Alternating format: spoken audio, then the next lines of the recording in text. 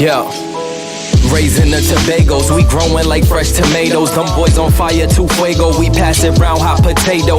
Everything is nuevo, I'm with my sweetie like Quavo. Need my cheese, need that queso, need my bread, need that bankroll. Wake up, yes Lord, I'm thankful, another day on my schedule. Steady blocking the devil, I tell a hater, God bless you. Cherish moments that special, you gotta keep the memento. If you love me, then I love you, and I could never forget you. Some memories don't fade, sometimes you miss the old days, but nothing change unless you change what's around you. How you think, how you live, how you speak, how you walk, how you blink, how you talk, how you teach, how you reach, let it sink. What's your purpose? What's your passion? Through the pain, what's your plan? Is it plane? On a plane? How'd you plane? I'm just playing. What's your purpose? What's your passion? Did it pain? What's your plane? Is it plane? On a plane? How'd you play? I'm just playing. A beat by Joby, feel like Obi-Wan Kenobi, cause I'm a star and they can't hold me like I'm Kobe in the fourth. Yeah, nothing is ever forced, we headed straight to the source. No middleman, little man, let me show you if you was lost. It's a couple college courses, but I ain't finished that shit. Been chasing dreams since 17, so yeah, I've been on my shit. Yeah, we loaded up the vault and had to empty the clip. Remember days we wasn't paid and had to roll up the clips. Now the herbs be extra strong and they come in a zip. People say we taking long, but we ain't rushing with shit. Put the plans in God's hands and he gon' bless us with riches. I ain't tripping over shit because I'm watching my step. Putting money on the phone, could dab and call and collect. All in respect, I can't lie, I'm just here for a check. Just to build my family out and to buy a family house. A lot of people only talking, put your money where your mouth is.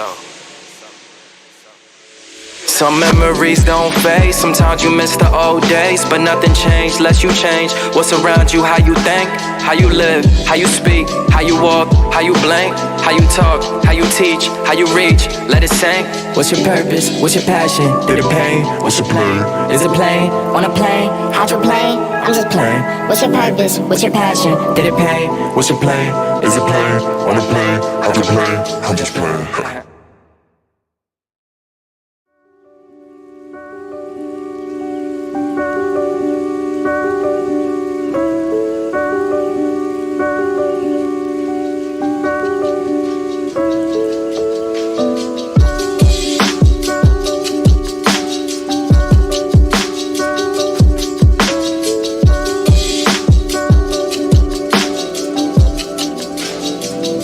Yeah.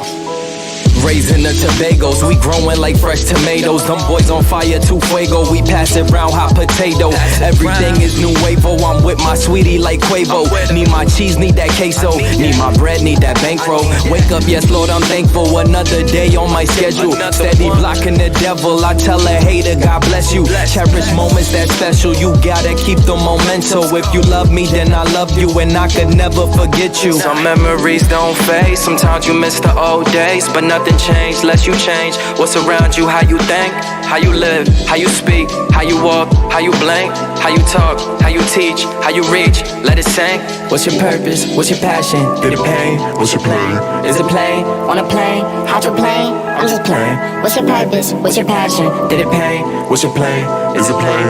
On a plane? How'd you plane? I'm just playing. A beat by Joby, feel like Obi-Wan Kenobi, cause I'm a star and they can't hold me like I'm Kobe in the fourth. Yeah, nothing is ever forced, we headed straight to the source. No middleman, little man, let me show you if you was lost. It's a couple college courses, but I ain't finished that shit. Been chasing dreams since 17, so yeah, I've been on my shit. Yeah, we loaded up the vault and had to empty the clip. Remember days we wasn't paid and had to roll up the clips. Now the herbs be extra strong and they come in a zip. People say we taking long, but we ain't rushing with shit. Put the plans in God's hands and he gon' bless us with riches. I ain't tripping over shit because I'm watching my step. Putting money on the phone, could dab and call and collect. All in respect, I can't lie, I'm just here for a check. Just to build my family out and to buy a family house. A lot of people only talking, put your money where your mouth is. Some memories don't fade, sometimes you miss the old days, but nothing changed unless you change what's around you. How you think, how you live, how you speak, how you walk, how you blink, how you talk, how you teach, how you reach, let it sink. What's your purpose? What's your passion? Through the pain, what's your plan? Is it plane? On a plane? how'd you play? I'm just playing. What's your purpose? What's your passion? Did it pay? What's your play? Is it play? Wanna play? How'd you play? I'm just playing.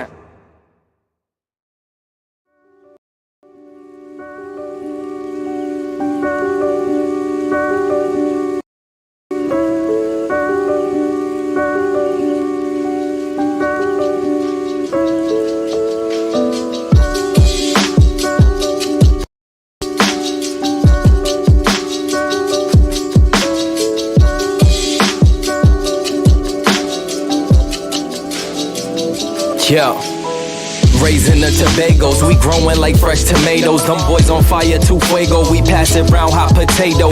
Everything is nuevo, I'm with my sweetie like Quavo. Need my cheese, need that queso, need my bread, need that bankroll. Wake up, yes Lord, I'm thankful, another day on my schedule.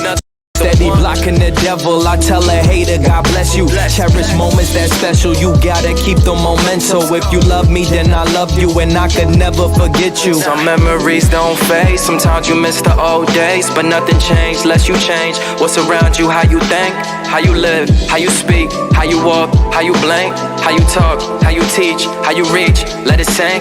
What's your purpose? What's your passion? Did it pay? What's your play? Is it play? Wanna play? How'd you play? I'm just playing. What's your purpose? What's your passion? Did it pay? What's your play? Is it play? Wanna play? How'd you play? I'm just playing. I beat by Joby, feel like Obi-Wan Kenobi, cause I'm a star and they can't hold me like I'm Kobe in the fourth. Yeah, nothing is ever forced, we headed straight to the source. No middleman, little man, let me show you if you was lost. It's a couple college courses, but I ain't finished that shit. Been chasing dreams since 17, so yeah, I've been on my shit. Yeah, we loaded up the vault and had to empty the clip. Remember days we wasn't paid and had to roll up the clips. Now the urge be extra strong and they come in a zip. People say we taking long, but we ain't rushing with shit. Put the plans in God's hands and he gon' bless us with riches. I ain't tripping over shit because I'm watching my step. Putting money on the phone, dab and call and collect, all on respect. I can't lie, I'm just here for a check, just to build my family out and to buy a family house. A lot of people only talking, put your money where your mouth is. Some memories don't fade, sometimes you miss the old days, but nothing changed unless you change. What's around you, how you think, how you live, how you speak, how you walk, how you blink, how you talk, how you teach, how you reach, let it sink. What's your purpose? What's your passion? Did it pay? What's your play? Is it play? Wanna play? How'd you play? I'm just playing. What's your purpose? What's your passion? Did it pay? What's your play? Is it play? Wanna play? How'd you play? I'm just playing.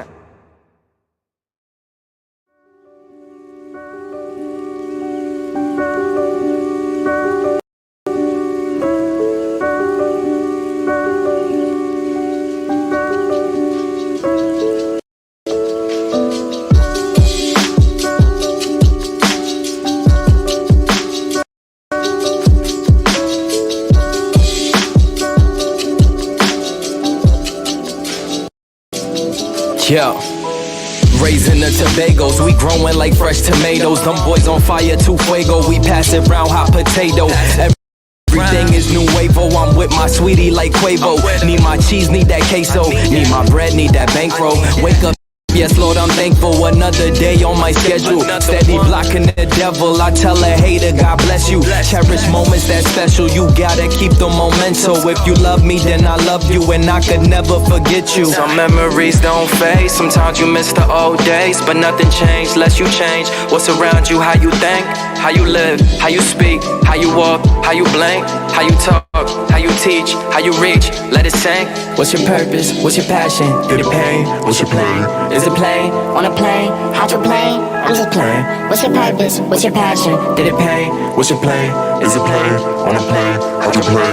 I'm just playing. I beat by Joby, feel like Obi-Wan Kenobi, cause I'm a star and they can't hold me like I'm Kobe in the fourth. Yeah, nothing is ever forced, we headed straight to the source. No middleman, little man, let me show you if you was lost. It's a couple college courses, but I ain't finished that shit. Been chasing dreams since 17, so yeah, I've been on my shit. Yeah, we loaded up the vault and had to empty the clip.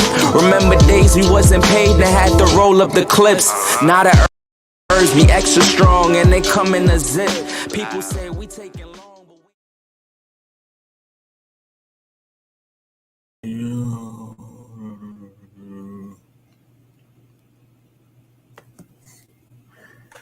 Hey, what's good?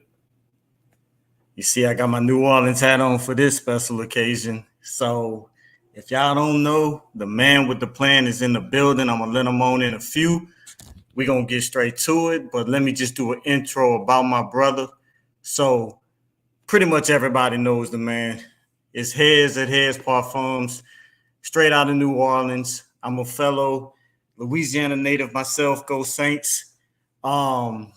He's no longer living in Louisiana, but I appreciate the fact that he's still living true to his Louisiana roots. He moved to Texas, I think Houston, if I'm not mistaken. You can correct me if I'm wrong, brother. But he always wanted to kind of keep that New Orleans tone, alive. So he created fragrances called Hez Parfums. I know y'all all know the infamous, the famous Bourbon Street. I mean, everybody raves about it, but he currently has about 8 fragrances out right now that are available for sale on his site, hezparfums.com. And pretty much, if I could, I would give all of them a 10 out of 10. He knows that because he watches my videos and they are excellent.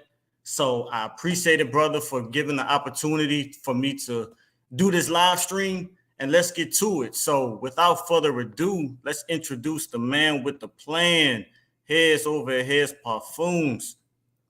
What's good, brother? How's it going? Can you hear me okay? Yeah, man, I can hear you perfectly fine, brother. That's great. And how your weekend How going? you oh, good. Good. Yeah, man, I am good. So I got all your fragrances right here with the exception of Blue Bayou. I don't know if you've seen in one of my videos. I was showing all of the fragrances and everything. And while I was recording that video, they fell out my hand, and Raspberry Electrique and Blue Bayou both cracked. The other ones were fine, but those cracked. And I hurried up and tried to scoop it and get a decant of it, and I got a little bit of it. And so this right here is a little bit of Raspberry Electrique. And Blue Bayou, I was able to salvage a little bit of it, but for some reason I can't find it. So I wish I could. Hey man, alcohol. Say it again. No, it's all good. There's plenty more over here, but we got you, man. Yeah, it's all good. I'm sure it made the room smell good, though, right? Cool. Yes, indeed. It was in my restroom, and it was smelling good for about a day or so. Oh yeah. Yeah, it was got something out of it. Yeah, man. And crazy part about it is my dresser that I have all of my fragrances, because I have, I'm a fragrance reviewer, so I have in the hundreds of fragrances, and for some reason the whole thing crashed. And out of all my fragrances, only 2 of them actually cracked. So it was Dunhill Custom, and what was the other one? Old school fragrance, Alfred Sung Home, if you know that one. So I was like, those are cheapies. I see them everywhere, so I wasn't disappointed. So my good fragrances are still intact. All yours is right here. None of them cracked. So we good, man. Yeah. So during my last move, I broke so many bottles. I mean, it was insane. Yeah. When you ask your family to help you move, then you already mess it up a little bit. I mean, they do you favors, they love you, it's great, but they're not like professional movers or anything. So things get stacked where they shouldn't be stacked. I had my nephews out there, they're young, and when I unpacked the truck, it was like, oh man, so many bottles were busted, and it is what it is,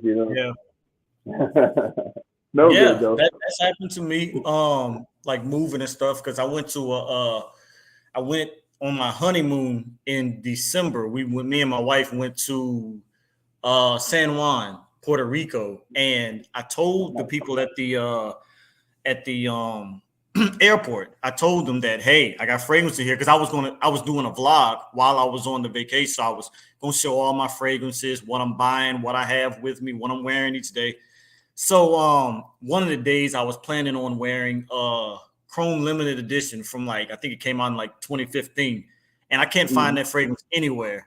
Like I got a good deal on it. I got it for like $10 because they didn't have a sticker on it, and it's worth way more than that. So I'm like, please, let's not let any of my fragrances get destroyed, and that's the one that got destroyed. And I was but you know, they manhandle your stuff whenever you're at an airport. So I said it's all good.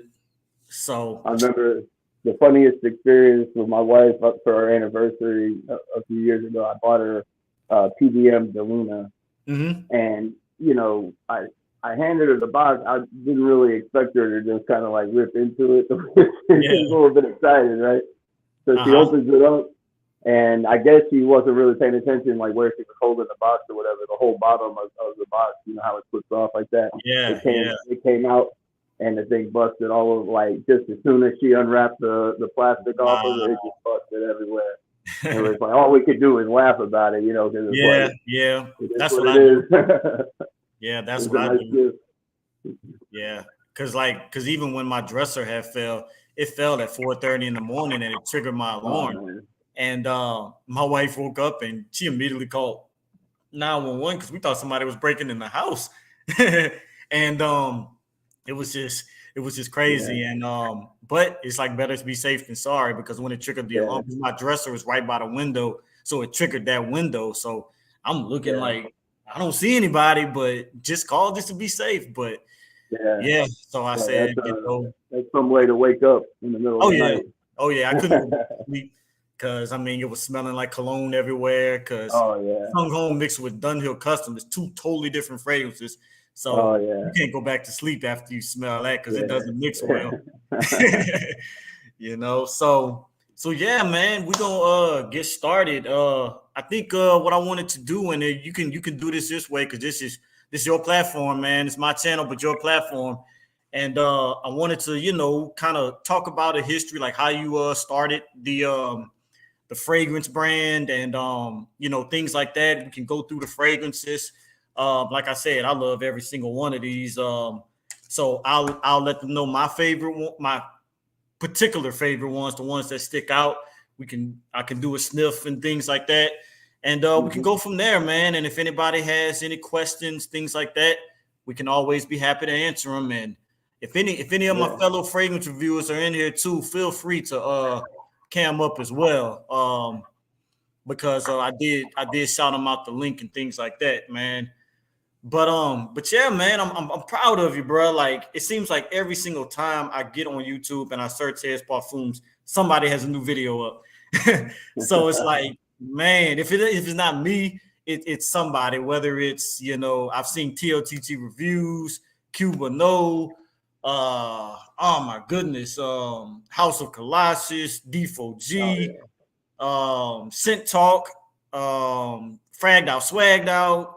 I mean, Ode Erica. I mean, and that's not even probably half of them, you know. So good on the promotion. That is key right there. Like I love that, you know, and I love the fact that every time somebody does a review, you shout them out. You make a little mini commercial about it, and that's just beautiful because, you know, we in this game together. That's why I was like, man, you've been shouting me out so much. I said, let me return that favor, you know, and do this, man, because we a community, man, and we love on one another, you know. So that's one thing that I really, you know, value, man. So yeah, man, I wanted to ask you, man, like, how did you actually get started? Like, what was the inspiration to say, man, I want to do fragrances? Yeah. Well, first of all, before I go into that, let me just say thank you so much for having me on here. Because, of course, I do appreciate it. You know, you show us a lot of love. And you know, we definitely appreciate everything that you do for us, all the shout outs. So from myself, my family, also from Mateo. I'm sure you know M3 Digital Media and Marketing is I've talked to him plenty of times. So, he wanted to join tonight, but he was on the go, and it wasn't really possible for him to join. He is in the chat, though. I think you see yeah. So, big shout out to M3, Mateo. He's my partner. He's my brother. He's a big part of Hez Parfums. He does a lot. And you see the videos that he does, but he's also a big part of it. The creative force. We go back and forth on ideas. So big shout out to him. Much love to him. So yeah, man. I really appreciate it. And to your question, I mean, my backstory isn't, in my mind, isn't like a tremendous backstory, but I'll go through it. I mean, years ago, I would say 6 years ago, I started getting into perfuming, just kind of tinkering around with it. It wasn't really serious at that point. I was more or less a collector. I had a bunch of bottles at one point. I got rid of most of them now, to focus on the perfuming aspect of it. But in the beginning, I was just an enthusiast. I mean, I really enjoy fragrances. I really admired, the way that they were composed, and just the creativity that goes into it. And in my mind, it was like the idea of somebody making a fragrance, was just so high level. It just didn't seem like attainable. Like in my mind, I thought, if you're going to be a perfumer, you have to start at a young age. You got to know people. You got to, go to the right schools. You got to, have the right education and everything else. Otherwise, don't even try it. Like, it was, in my mind, that was the type of industry that it was. It's like you're either in or you're out. That's it. So yeah, exactly. So when I got into it, didn't make business or selling anything, I really just got into it just for the hobby of it all. I wanted to learn a little bit. I wanted to see what I could do. I also wanted to, have something I could do with my kids. It's like a little bit of a shared hobby or something like that. But when I got into it, it was a bit complicated. I'm not gonna lie. In the beginning, it was just a lot to take in. A bunch of different aroma chemicals, natural, synthetic, understanding. What all goes into it. It sounded very technical, but I benefited from taking a few entry level kind of courses, things that were for hobbyists, purchasing some kits, which helped just kind of get some ideas on how to blend things. Honestly, nothing, everything I made back then was pretty much, terrible. I mean, I wouldn't, it was just for the sake of doing it. That was really prototypes. Yeah. But, doing that, I started getting more of an appreciation for perfumers. Like, it wasn't just about the fragrances anymore. It was about who's making these fragrances. We know about these big fragrance houses. Most people know the names of the big fragrance houses, but only some people take the time to learn about the perfumer themselves. And it's surprising to see the background, that a lot of these people have taken, various backgrounds, very diverse backgrounds in the perfume industry. And, the backstories are tremendous. And then from there, you start to see that there's other aspects of perfuming that's not so mainstream. There's perfuming as an art form. And there's a lot of just amazing perfumers out there that don't do any of this for sales or for, notoriety or anything like that. It's 100% about the art. If you don't like it, okay, sorry. But this is basically their message that they're putting into the bottle. And it's storytelling, and through that, I was shocked. I mean, I was blown away by how much of a story could be told in a fragrance. You know what I mean? Like, it wasn't just about smelling good. It was about, actually putting yourself somewhere in a mindset, and, a time frame, in an environment, just you name it, but it really brings you there, if you allow it to, if you take the time to like really, put yourself in the mindset, breathe it in, try to, understand what the inspiration behind it. It's incredible. Absolutely. I mean, it's an incredible experience. So, through that, it was just a built appreciation. So I would say about 6 years ago, I got into it just on a hobby level.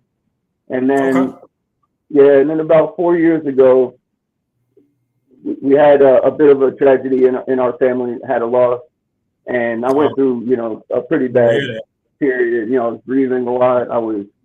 It just wasn't, that's part of the reason why we were in Houston.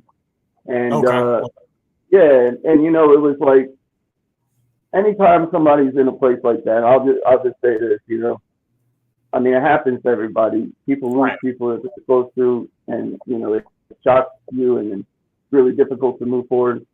But you got to find something, you know what I mean? You got to find something that puts you back, moving forward and makes you feel, some worth and some value. And for me, it was perfuming. So, I got into it and, just as a hobby to begin with, but it ended up being more therapeutic than anything. So when I got into that place where I was grieving a lot, wasn't really, sure what direction my life was going in anymore.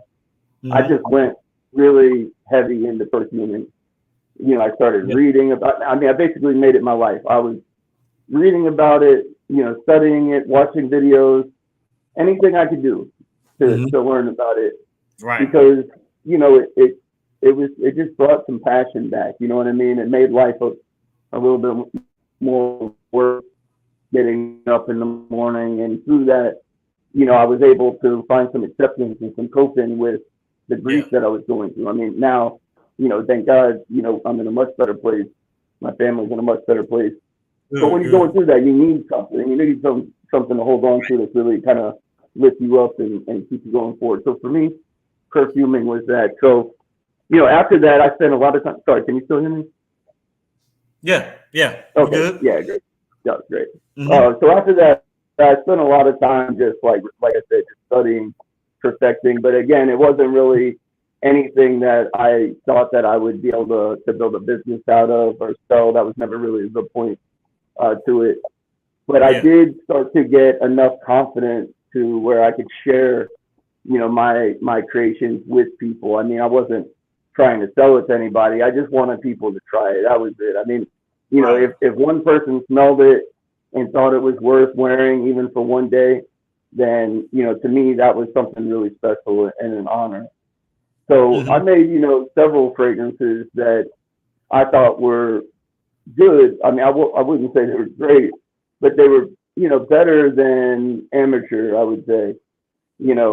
Maybe a 5 or a 6 if you were going to rank it or something like that. And I would give it out to friends and family, and and the feedback that I would get was tremendous. And how it is with friends and family, and they want to lift you up. So and it's good. You want that. I mean, you want to surround yourself with people that lift you up and make you feel confident. But on the other hand, that there's a difference between getting feedback from a friend or someone that loves you and getting it from a complete stranger or somebody that has no reason, to sugarcoat it. So, it took me a little while to transition from, just letting friends and family smell it to other people smell it.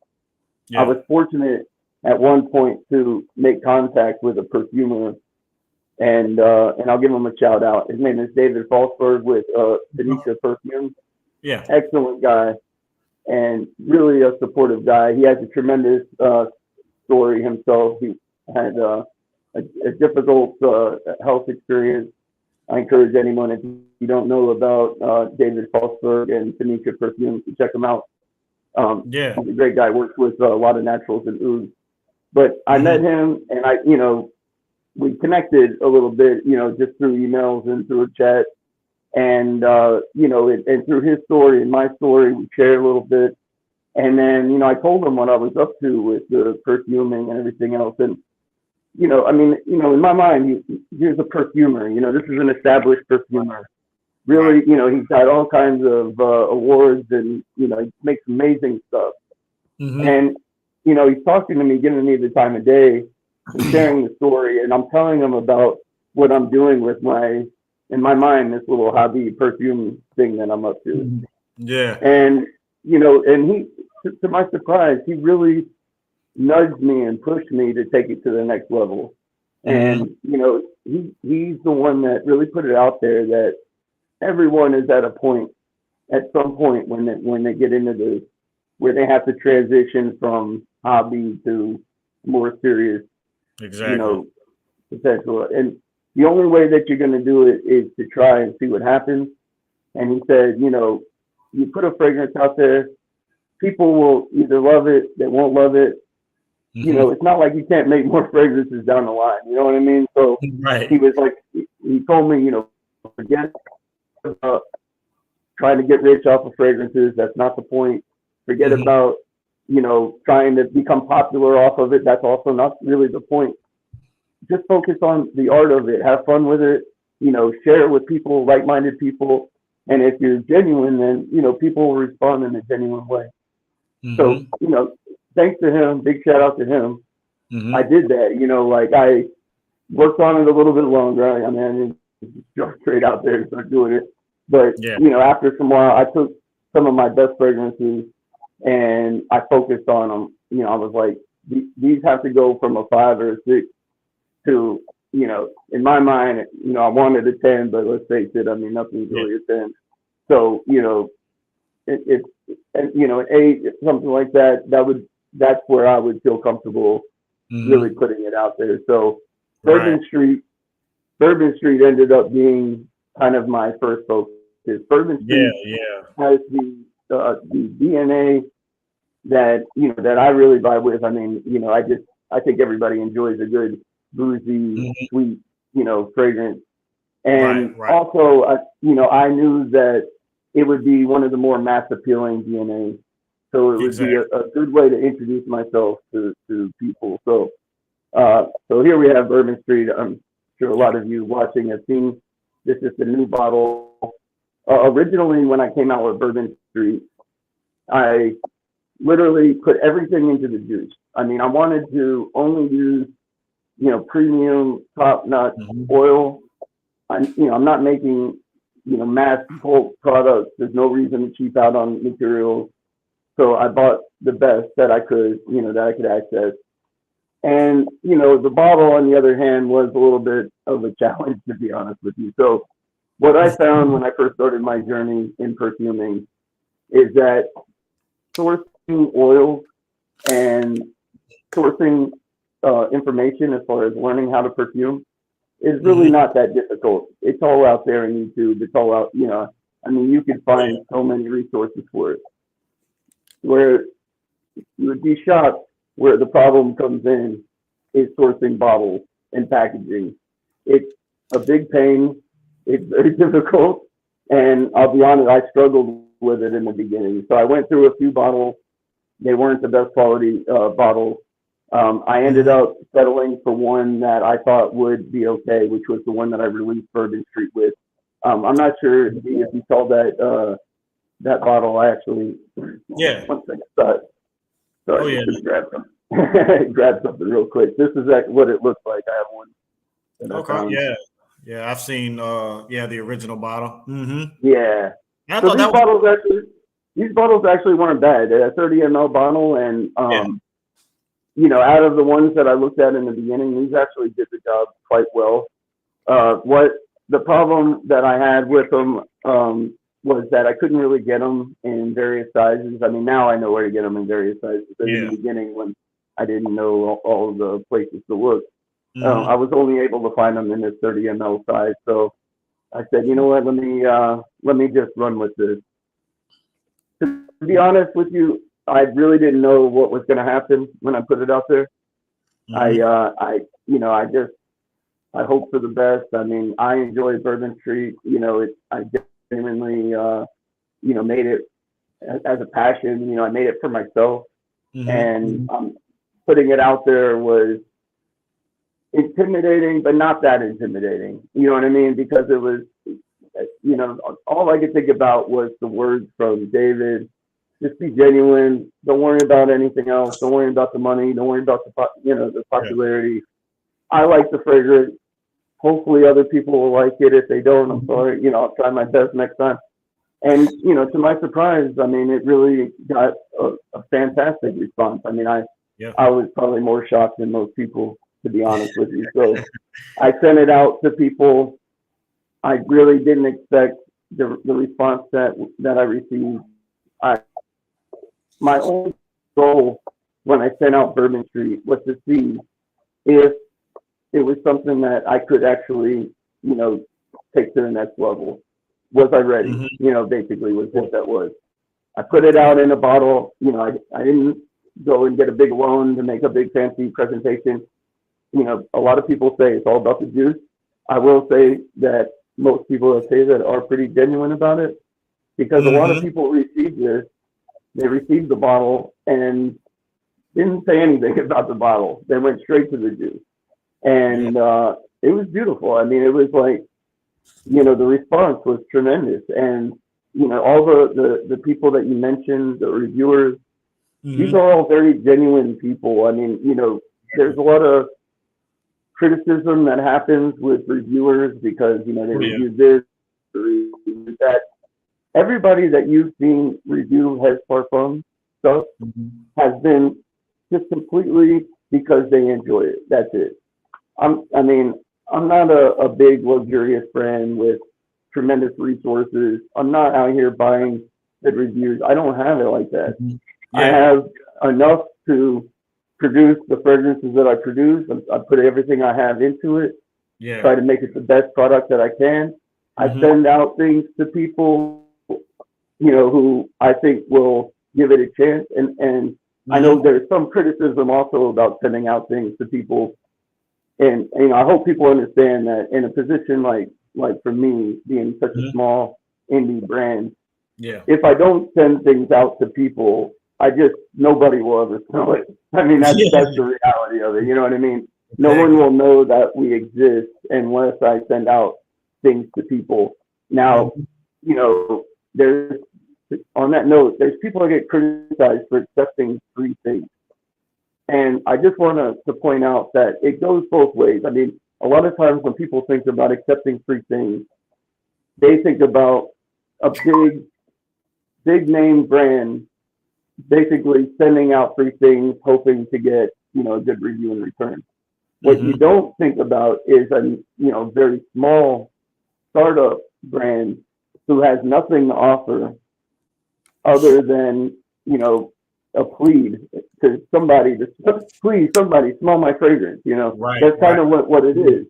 And then you have people that are willing to take a chance and smell it, judge it, completely unbiased. They're not looking at the bottle. They're not looking at the fact that they haven't heard of you before. They just smell it and they say, is it good? Is it not good? And to my surprise, like I said, all the people that have reviewed us, these are people that did just that. They opened up the package. They knew nothing about me. They knew nothing about anything I had to offer. They gave it a try, and they liked it and appreciated it so much that they made videos and showed support. So, I mean, what I'll say is it started with Bourbon Street, but it really started with the fragrance community. I mean, I started as a collector. I started as a hobbyist. I met, David through the community, David Falsberg, who gave me the encouragement to take it to the next level. I did that. I put out a bottle, just hoping that people would smell it. And to my surprise, the people in the community really stepped up and showed out. I mean, they smelled it, and, for the most part, I think we got nothing but positive reviews. I can't really think of any negative. I don't want to sound well, that's true. Not everybody's gonna love everything, but for the most part, it's been positive. But the people that support us really support us. I mean, they talk about us. They they don't just talk about us once. They talk about us any chance that they get. And I'm sure most of them know, but this is my opportunity really to say, I mean, we wouldn't have any chance in this game if it wasn't for that. I mean, everything that we're doing, all of our success comes from the love and support that we get from the fragrance community. Absolutely. We don't have, big commercials on TV. We don't have billboards. You know what I mean? We're an indie house. And when you see reviewers covering indie houses, it's a very genuine thing. I mean, I'm not saying it's not genuine when it's other houses, but I can assure you with an indie house, it's a very genuine thing. indie houses are, for the most part, limited on resources compared to the bigger houses. So, anyways, I definitely appreciate everything that you're doing. I know you're shouting out all of the, fragrance reviewers, but at the end of the day, I mean, if it wasn't for you, we wouldn't be able to have these delicious, I guess, fragrances to be able to smell, So it's like, I wanted to touch on a few points too. Is one thing you mentioned is that you went through the tragedy, and you had time to grieve, but then the fragrances came out of that, and that is, one thing that's really key, because sometimes the way God operates is that your best outcomes come out of a tragedy. You're depressed, you're sad, and then all of a sudden you find your passion. Because a wise man told me once is that when you like something, you're going to do it and it's just going to become a hobby.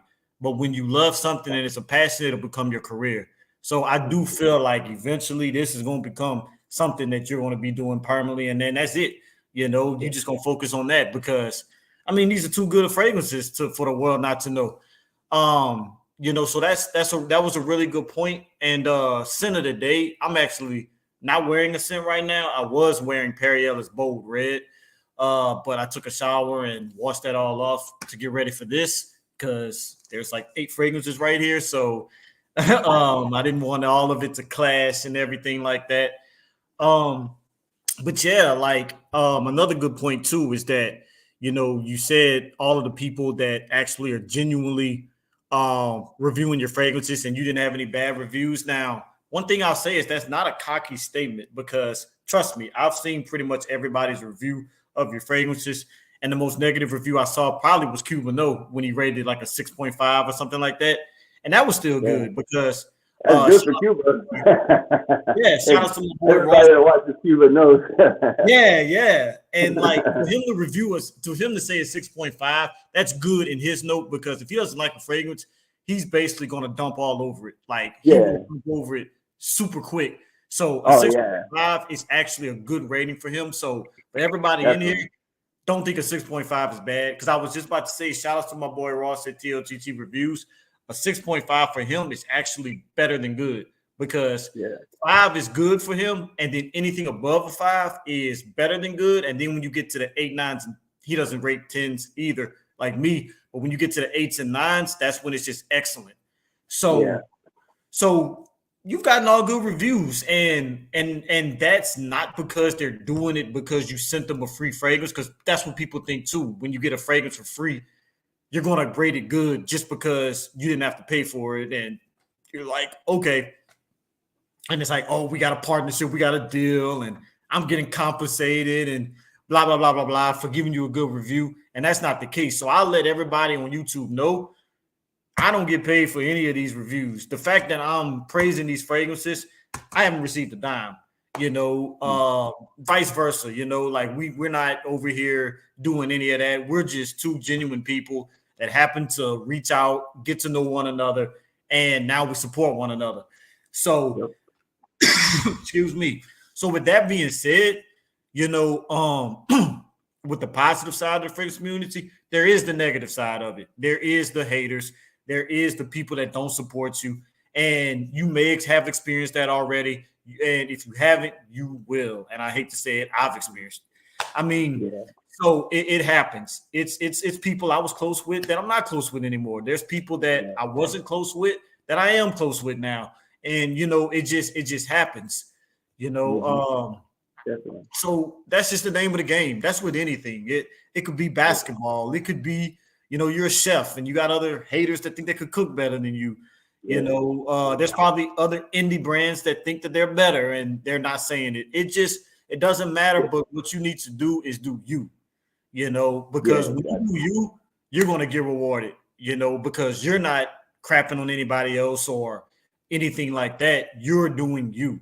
So I definitely appreciate that about you, is that you're a genuine brother. That's why, I reached out, like I seen you before I reached out and I was like, man, these are some cool fragrances. I'm like, I'm always in New Orleans. Me and my wife, we're always on Bourbon Street. So I was like, I gotta get to Bourbon Street at least, you know. And then once I studied you and got to know you a little bit better, I was like, this is not only a good fragrance brand, but it's an actual good CEO of the fragrance brand, you know. So I don't really reach out too often to people to say, hey, can I review some of your fragrances? But at the same time, I just felt led to the people that I do review. And you was one of the first people that I just felt led, because I was like, you know, gotta show you in your mind, like, the right people, you know. So I definitely appreciate that aspect of it. So what's up, Dwayne? Chris, I think. Let's see who we got in the chat here. Yeah, I see Chris Mayfield. Dwayne Stubbs, and of course M3. You know, we gonna show all the love. So that's about it for now. I mean, there's, you know, we do, you know, we've had our experiences with certain people in certain situations. I mean, personally, you know, you're never going to see me, you know, trashing somebody or you know, saying something about somebody. I mean, even if there's an issue, you know, I'm not that type of person to make things public like that. But it happens. I mean, and it's part. I mean, it happens everywhere in life. You know, you're gonna have people that, you know, are jealous or whatever the issue is. You know, I mean, I don't even want to, you know, speculate on what the issues may be. I mean, people just have issues. Let's just put it that way. And, you know, I mean, it is what it is. You got to keep moving on. I mean, my thing is life is precious. Every day is precious. And you can't allow people to put negativity in your life. You know what I mean? You got to separate that from yourself. Just like, you know, if it was a disease or something like that, you got to surround yourself with positive people, do positive things, you know, be a positive force in the world. And, you know, only good things will happen. I mean, it's like, you know, people see what they want to see in the world. If you go through the world and you're looking for negative things, that's all you're going to see is negative things. You know, but if you change that and you're only looking for positive things, you only accept positive things. Right. And that's what your life is going to be. And that's kind of how I try to live. I mean, you know, it's going to happen. We're going to have, you know, people, I'm sure in the future that, you know, maybe they'll have an issue about something or another. But yeah, I mean, I'm not the drama type. So, you know, it's, it'll just run right past me. I mean, I don't engage. That's kind of my mentality. Because I mean, at the end of the day, what you bring into this world is what is going to come back to you.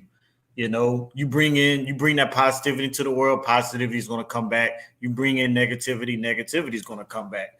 So I'm that same aspect. Like, I'm that same mentality. Like, I cannot, you know, fight fire with fire. You know, I told somebody one time I was mentoring, because they was the type of person, they fight fire with fire. And I told them, I said, be the water in the situation, you know, put out that fire. Because if you fight fire with fire, it's going to make a bigger flame and something's going to burn, meaning somebody's going to get hurt, you know. But if you be the water in the situation, it's going to put out that fire and it's going to calm both of you down, because now you have no fire to work with, you know. So that's excellent. See, we two are like brothers, you know. That's what I like, you know.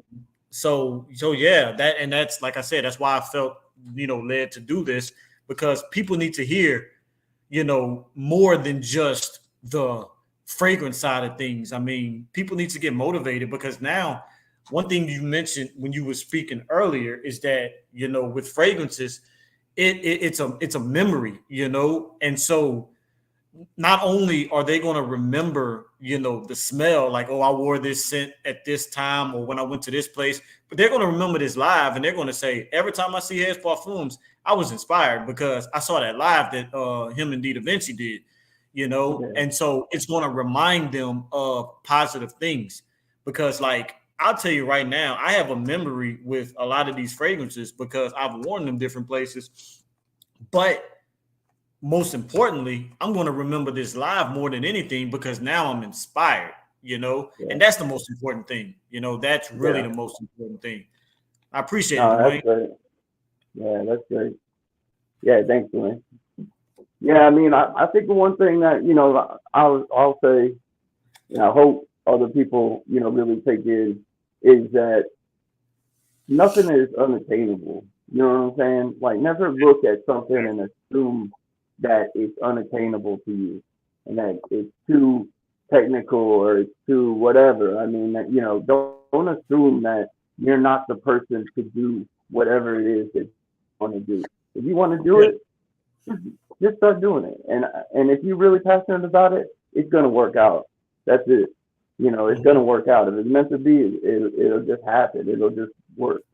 But if you allow that thought to get into your head that either you're not worth it or, you know, you whatever, too old, or, you know, you don't come from the right background, you don't have the right education, whatever it is, if you allow that to stop, then you're never gonna go anywhere. I mean, that's just a blocker, and only you can do that to you. So, you know, hopefully, if there's anything, you know, from my story, I guess I would say is, you know, just like people encourage me to take it to the next level, you know, if whatever it is, whatever your passion is, do that. You know, take it to the next level. Where you're at right now, you could go further. If you really want to, you could go further, whatever you're doing. So do that. You know what I mean? Right. That's it. And that's what I did with perfuming, and, you know, I enjoy it. I mean, I really do. I love it. Perfuming to me is not a job. It never will be. You know, I pray and hope that it expands to be all I have to do to support myself. Unfortunately, I'm not there yet. I still have another, you know, a day job that I have to do. But, you know, I mean, I love it. It's a passion of mine. And I don't plan on giving up on it. You know what I mean? Like, it's not something that's going to be just taken away from me. People may not buy it. They may not wear it. They may not appreciate it the way that I do. I mean, luckily, so far, I don't have that experience. But no matter what, I'm still going to be over here doing this. You know what I'm saying? So I hope that everybody has that same passion and confidence in themselves to do what they're doing, whatever it is. You know what I mean? Just to not allow yourself to be held back by silly thoughts of, you know, whatever. So anyway. So yeah, I know. I know they was asking in the chat what was our scent of the day. I said I was wearing Perrier's Bold Red. What are you wearing? Because I don't think I asked, what are you wearing today? If you're wearing anything, I'm actually wearing something a little special. No label intentionally. It's an up and coming fall release. Oh, that's something you're working on. Okay. Oh yeah, I've been rocking this thing heavy too. Ladies and gentlemen, that he's working on more fragrances. So we're not going to disclose what they are yet, but he does have some more in the works. I know for a fact that you have some more in the works. Oh yeah, the ones that are. We got a few in the works right now. Yeah. If you guys catch me or Mateo in the streets, then you'll get a sneak preview because we've been rocking it hard. No, but they're going to be released soon. I'll give you guys some hints. All right. Can't give it all away, but I'll give a few teasers. Yeah. Don't give it all away. Let them. No, I can't give it all away. That's what I'm doing. So, I'm anticipating. So for one of them, I just hope you guys like Cherry Note. I'm just gonna leave it there. Ooh. Hey, you heard it here first, Cherry. You know, and people love Cherry. They love, you know, I'll give them one. Cherry, Lost Cherry by Tom Ford is good. Dark Cherry and Amber by Banana Republic. And I'll leave it at those two. But yeah, Cherry is a really good gourmand note. It's really captivating, really sexy, mouth-watering. Yeah. We're gonna do it New Orleans style though. Yeah. So I see you said that this one's gonna cause a storm. I feel like when you released the first 4 and then I was waiting on the next 4, that same thing was coming. Like this gonna be a storm, this gonna be rocking. And then I smelled them and I was like, man, y'all not lying. And so I feel like that's how it is with all the fragrances. If you can just like for the people that's in here, if you could just smell one, you will know how good it is, and you will anticipate the rest of them when they become available because they're literally that good.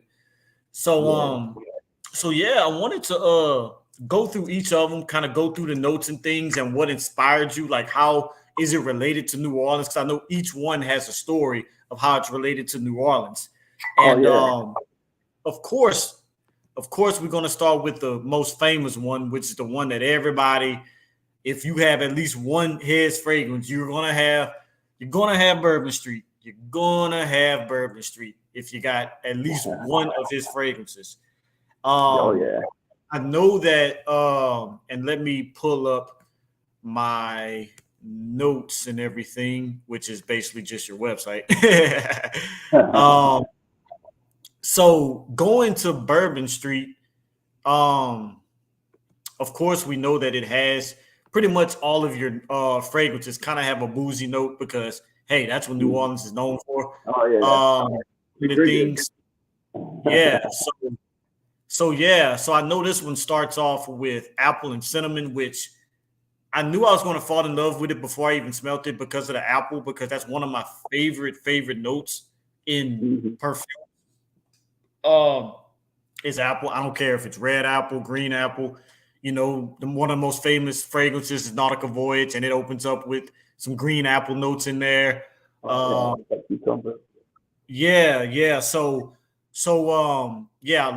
apple. Mid notes is tobacco, bourbon, and tonka bean, and then base notes is sandalwood, cedar, vanilla bean. So I'm gonna actually spray this one on my hand just so I can get that wolf. I already know what it smells like because I constantly wear it, but it's just so good that I gotta have it in the air a little bit. Oh my goodness, yeah.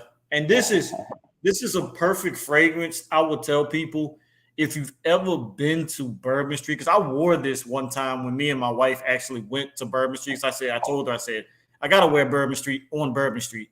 And when I wore it, it was like, Bourbon Street, and I think I said this in one of my videos, isn't the best smelling street in New Orleans. But it's a misconception a lot of people had. It's like, I don't want to smell like Bourbon Street. I get that. This is what you smell like when you're going out to Bourbon Street, not the actual street. I got that so much in the beginning. Right. David, we're talking about his first fragrance right now, Bourbon Street. He does have some new fragrances in the work. That's probably what you heard. Probably was on the tail end of that, but not going to disclose it. It's just, like he said, there's a cherry note in one of his new fragrances, and that's about it. So I don't want to say too much, but this is going to be a hit. Trust me. I already know. Gonna be fire. Oh, yeah. Oh, my goodness. Man. My whole room smells like Bourbon Street. Yeah, man, it's smelling like bourbon around here, too. But yeah, the thing, the truth of the matter is, like I said, Bourbon Street's not the best smelling, but when I wore it, it was like all I can smell was the fragrance Bourbon Street. And it literally, kid you not, it works with that environment. The booziness, Bourbon Street, the sweetness of somebody's walking by with some like pastries or something, eating some pecan candy or, something like that. And it just paired so well. So I was like, I see how you got Bourbon Street and how you encapsulated, the Bourbon Street with the fragrance. Like, it just works perfectly. And if anybody hasn't been to New Orleans, been to Bourbon Street, then just trust me. Like, from a Louisiana native person myself, it definitely encompasses that, and it's just beautiful. Compliment. Yeah, I mean, there's times on Bourbon Street where, like, you don't want to go sniffing around Bourbon Street at 3 or 4 o'clock in the morning because it's gonna smell pretty funky at that point. You know what I mean? Like, people can party. And I think people have that mindset, like, or that memory sometimes when they go to New Orleans to, as tourists, maybe they visit Bourbon Street and they see it kind of at a rough time, like right after an event or right after, a wild night.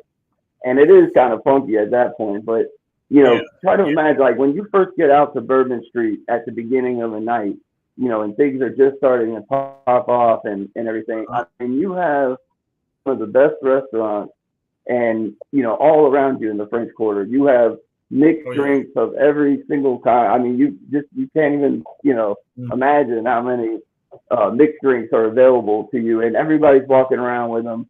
You have different fragrances that people are wearing that kind of whisk up in the air, and of course, I mean, it's just that boozy element. I mean, like liquor is everywhere, and people are spilling it everywhere, so it's just happening. But I mean, to me, like Bourbon Street is kind of, I mean, it is a more of a tourist location. I mean, from a local standpoint, there's other places that are kind of similar in the French Quarter, like Frenchman Street, places like that. But what I wanted to capture with Bourbon Street is how that vibe. Even like when you first go out there for the first time, like I've brought so many people to Bourbon Street first time in their life. They come and visit, say, hey, let me bring you out there. Let me show you what it's about.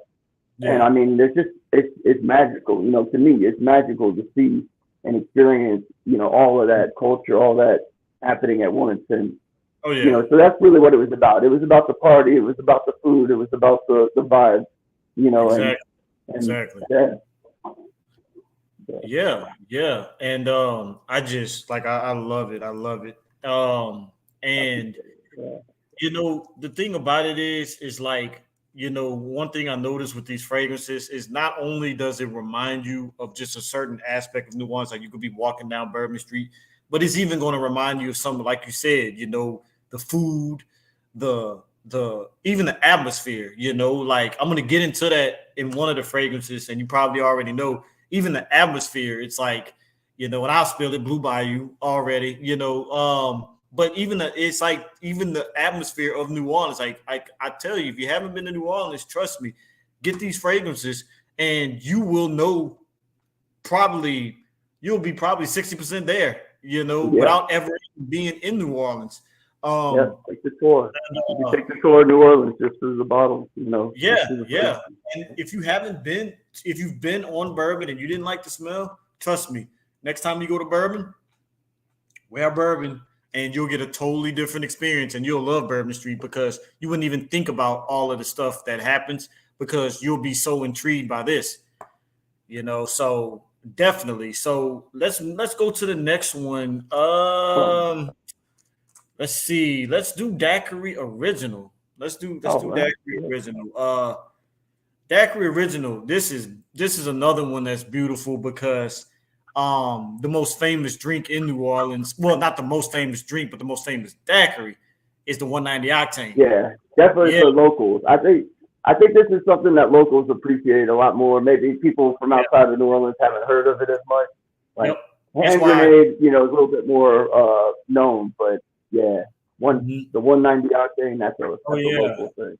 And that's why, it's so funny because soon as I saw that it was called Daiquiri Original, and then I saw the color of it, I didn't even have to smell it. And I already was like, this is a 190 octane because I'm from here. I'm like, this is a 190 octane because the color and things like that. And so I was definitely appreciative of that. And when I sprayed it, I was like, dude, these fragrances are literally on point with what they're supposed to smell like. And this one literally, I mean, it smells like what it's supposed to smell. And I compared it to the original, and I was like, my goodness, like if I had to say what the notes was in there, I'll just say 190 octane. You just put 190 octane and put it in the bottle. And that's just the thing about it. Your fragrances are accurate, because even if, like I said, even if people has never been here, it's accurate of what it's representing. It's representing these things, and it smells just like it. So let me go to Daiquiri Original. Let everybody know the exact notes. Excuse me. Okay. So top notes are orange, blueberry, and orange blossom. Mid notes is gin, rum, and cognac. And then the base is Mysore wood and musk. Definitely from what I'm getting, it definitely opens up with that orange and blueberry and the orange blossom. And it stays kind of there for a while. And I like that because um I love citrusy notes in a fragrance, but not as much as I do like gourmand notes, like your chocolates, your vanillas, things like that. But this right here, it opens up with that orange and blueberry, and it just works so perfectly.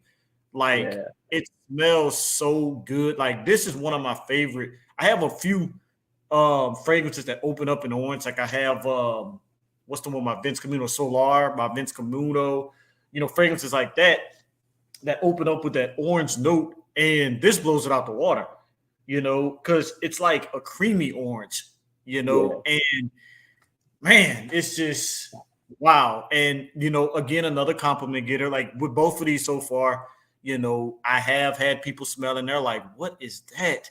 And I'm like, "Look, Hez Parfums, especially Bourbon Street. That right there is like I can only wear that around my wife because if I wear it anywhere else, people are gonna think I'm single, and I don't want to do that." It has that power, I think. Along with another one, I think you know which one that is. The gourmands get them. That's the one I'm gonna pull up next. The one I'm gonna pull up next. But yeah, I mean, for Daiquiri Original, I think some people maybe expected something different with the blueberry note because they see blueberry, they thought it was going to be like heavy blueberry, and I know that there is actually a big desire in the fragrance community to get more blueberry dominant fragrances. Just don't worry, I got you. But the purpose with this was really to capture that 190 octane, and if you're not familiar with the drink, maybe you didn't really know what to expect by that, having the orange and the blueberry. But the 190 octane is mostly a orange heavy drink. I mean, for the most part, it's an orange drink with heavy booze. But when we talk about orange, like it's not straight up orange juice, with mixed with booze. I mean, it's like almost like an artificial orange kind of taste. Now, from the fragrances, I try not to use synthetics any more than I have to. I mean, I do use them, but I use naturals as much as I can. So, to make that kind of smell where it's almost a synthetic, but not synthetic, if that makes sense. Like, I don't want the wearer to be like, wow, this smells very synthetic. I don't want that. But I don't want them to smell it and be like, this smells like orange juice mixed with, with liquor either. So the blueberry was intended just to give that undertone to the orange to make it a little less natural, but still using natural fragrances, if that makes sense. So it's light blueberry just to kind of edge out the orange to make it a little sweeter than orange would be, more of a synthetic, not synthetic. I even hate to use that word because it doesn't smell synthetic, but to make it not as naturally orange as the straight up orange would be, Yeah. And it works so well, like that blueberry, and like you said, to kind of get that undertone, it definitely pairs it well. So, hey, if y'all looking for a good scent to wear in this hot heat, because it's been reaching the triple digits, and I'm not talking about the feel-like temperatures, Daiquiri Original is going to be one of them that you're going to want to wear right now. Because actually, I'm going to Disney World in next month, and it's going to be hot. And so Daiquiri Original is going to be one of those that I throw on one of those days when I'm out there because it works well in the high heat. Yeah. Oh, saying something? Yeah. Not the price so much, but we love those experiences. Yeah. It's all about that experience, So moving on to the third one, which is, I'm pretty sure this is the one that you was referring to. And that is, which this one is probably, to me, I see this is probably one of your second most hyped fragrances. as far as your older fragrances, not the ones you just released. But Cafe Beignet. This one right here, like me and my wife's favorite place to go to when we're in New Orleans is Cafe Du Monde because she loves beignets, and I love getting the Cafe au lait. And when I tell you guys, if you guys have ever had a beignet with some coffee, this smells exactly like it. Like hands down, I don't even know how you did it, but you did it, and it's like literally like you can smell Cafe Du Monde just standing in the line. You know, the line's always ridiculously long, especially the French Quarter location, the original location, and you can smell it. And man, this is to me, and mark my word for everybody who is watching this, this is probably the most accurate representation of a gourmand scent that I've ever smelled. Like real talk. Like it's the most accurate representation of what it's trying to represent. You know, now, can I say there are better gourmand fragrances out there? I don't know. Probably so. But as far as what it's representing, it's probably the most accurate because I go to Cafe Du Monde probably several times a month, and I know what it smells like in and out, like the back of my hand. And this is it. You know, it's the gourmand smell. It's sweet. Excuse me. It's sweet. It's a little bit dark with the coffee, and it's just beautiful. And this is another one where when you wear it, it's going to be one of those mature, sexy fragrances because it's going to make people turn their heads. It's going to make people say, "Whoa, wait a minute! Like I don't smell stuff like that too often." You know. So let me go to this one. Oh, and by the way, all of his fragrances are Eau de Parfum, so you don't have to worry about, man, is it going to project or is it going to last long? Because they're all Eau de Parfums, no Eau de Cologne, no Eau de Toilettes. So definitely, you're going to get good longevity and good projection. Some may be better than others, depending on how you wear it. You know, like if you wear Daiquiri Cafe, because it's that orange and things like that and citrusy scents, you know, citrusy scents is not going to last as long as like Cafe Beignet with Gourmand. That's just the nature of the game, you know, but they do have good projectivity and good longevity. I'll tell you that much. But this one opens up with coffee and cinnamon. Like I did mention the coffee note. Mid notes is brown sugar, iris, and you know I'm gonna stop it right there at the iris because when you think of iris, everybody thinks of some of their favorite fragrances like Dior Homme. They think about what's the other one? I can't even think of it, but pretty much. Huh? Yeah. Oh yeah. Javon, you know, you think of those type of fragrances. But yeah, this is that type of iris, so.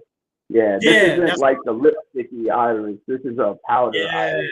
That's what it is. Yep. See, you took the words right out of my mouth, brother. But I do like those fragrances, though. Iris. And it has vanilla. Base notes is cocoa, sandalwood, and one of my favorite notes of all time, oud. So now, will you get a lot of oud in here? I wouldn't say you would get a ton of it because, like I said, if you know what Cafe Beignet smells like, you don't smell oud in Cafe Beignet. I mean, in Cafe Du Monde, I meant to say. Yeah. But like I said, you will get the coffee, you will get the cinnamon, you will get the vanilla, and you will get the brown sugar. And then on that dry down, I get a lot of that cocoa note too, which just makes it beautiful. Like I've wore all these out, like with my wife. I wore all these out in public, and definitely this is another one where I didn't get compliments, but I got head turns. You know, almost like, man, this smells. People are thinking it too. Like, you know what? I think I like it. Yeah, I don't know. Yeah, I've gotten the head turns to where they're like, oh, wait a minute, but then I'm thinking, you know, like the one head turn I did put my hand up and show my ring. So I'm thinking they like, okay. I got turn back around. Yeah. So, but those type of fragrances, like this one to me, I say is up there with Bourbon Street. And when I say that, I mean that the sexiness and the romance, I guess you could say, like it's good for date night.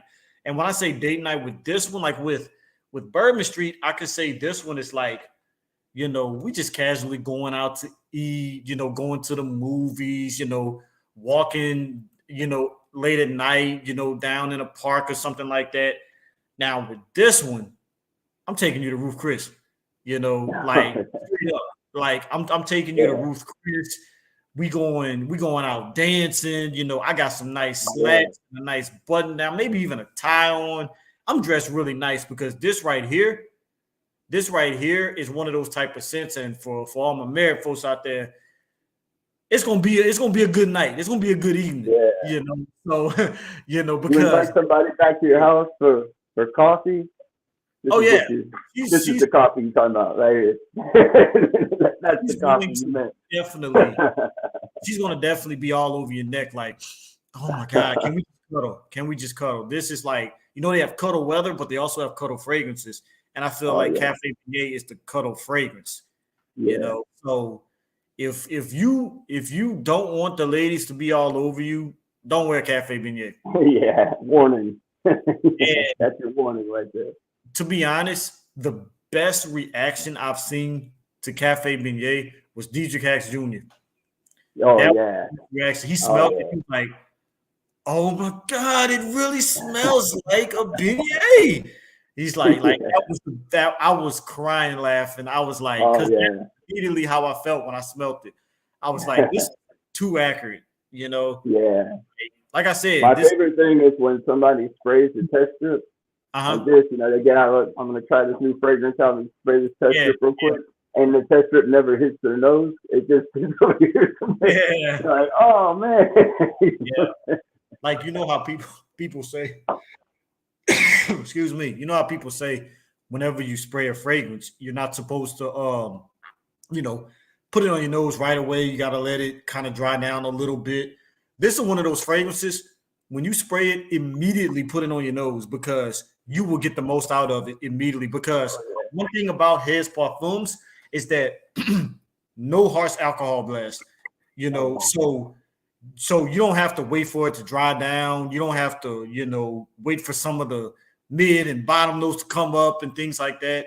You can smell it right away because, like he said, he tries to make sure that he puts the least amount of synthetic notes that he possibly can in his fragrances, so you don't get that feeling of because you're gonna know when something is super synthetic because as soon as you spray it, you don't even have to put it on your nose. You're just gonna get a whiff of that alcohol. You might start choking, coughing, and sneezing and all that type of stuff. And a lot of those fragrances could be headache inducing too, but you're not going to get that. So if you're sensitive to fragrances, like right now, like my wife, she's sensitive to fragrances. So I try to not spray a lot of fragrances around her, but I can get away with most of these fragrances because I just can, because they're not harsh like that. There's fragrances I'll spray, I don't even smell it.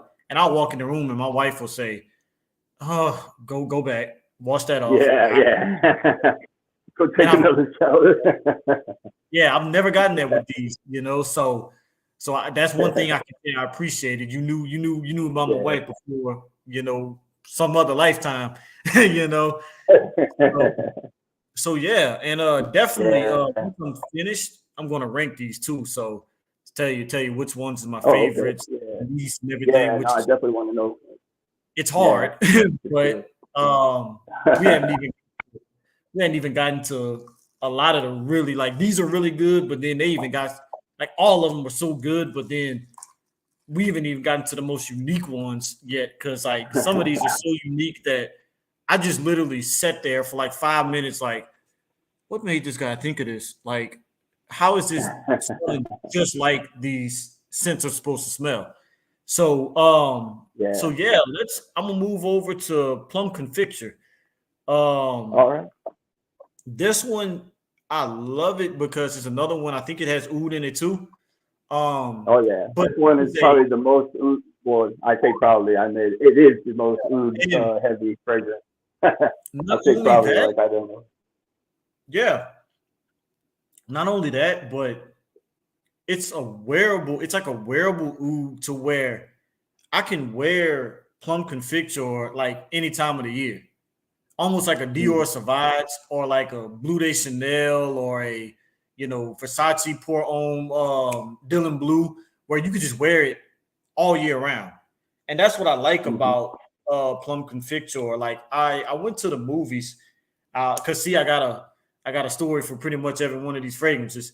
I went to the movies with my wife and I wore plum conficture, and then oh man, and then I got up because like I went nose blind to it, and I got up to go use the restroom. I said I always keep a fragrance on me, like whatever fragrance I'm wearing, I keep it on me just in case it dies out. I can respray it, and I went nose blind to it, and so I went to the restroom, and when I was finished, I sprayed some more on me, and then people was like looking like what, and I'm thinking like did I just go nose blind, to this fragrance? Because I think I did oversprayed it.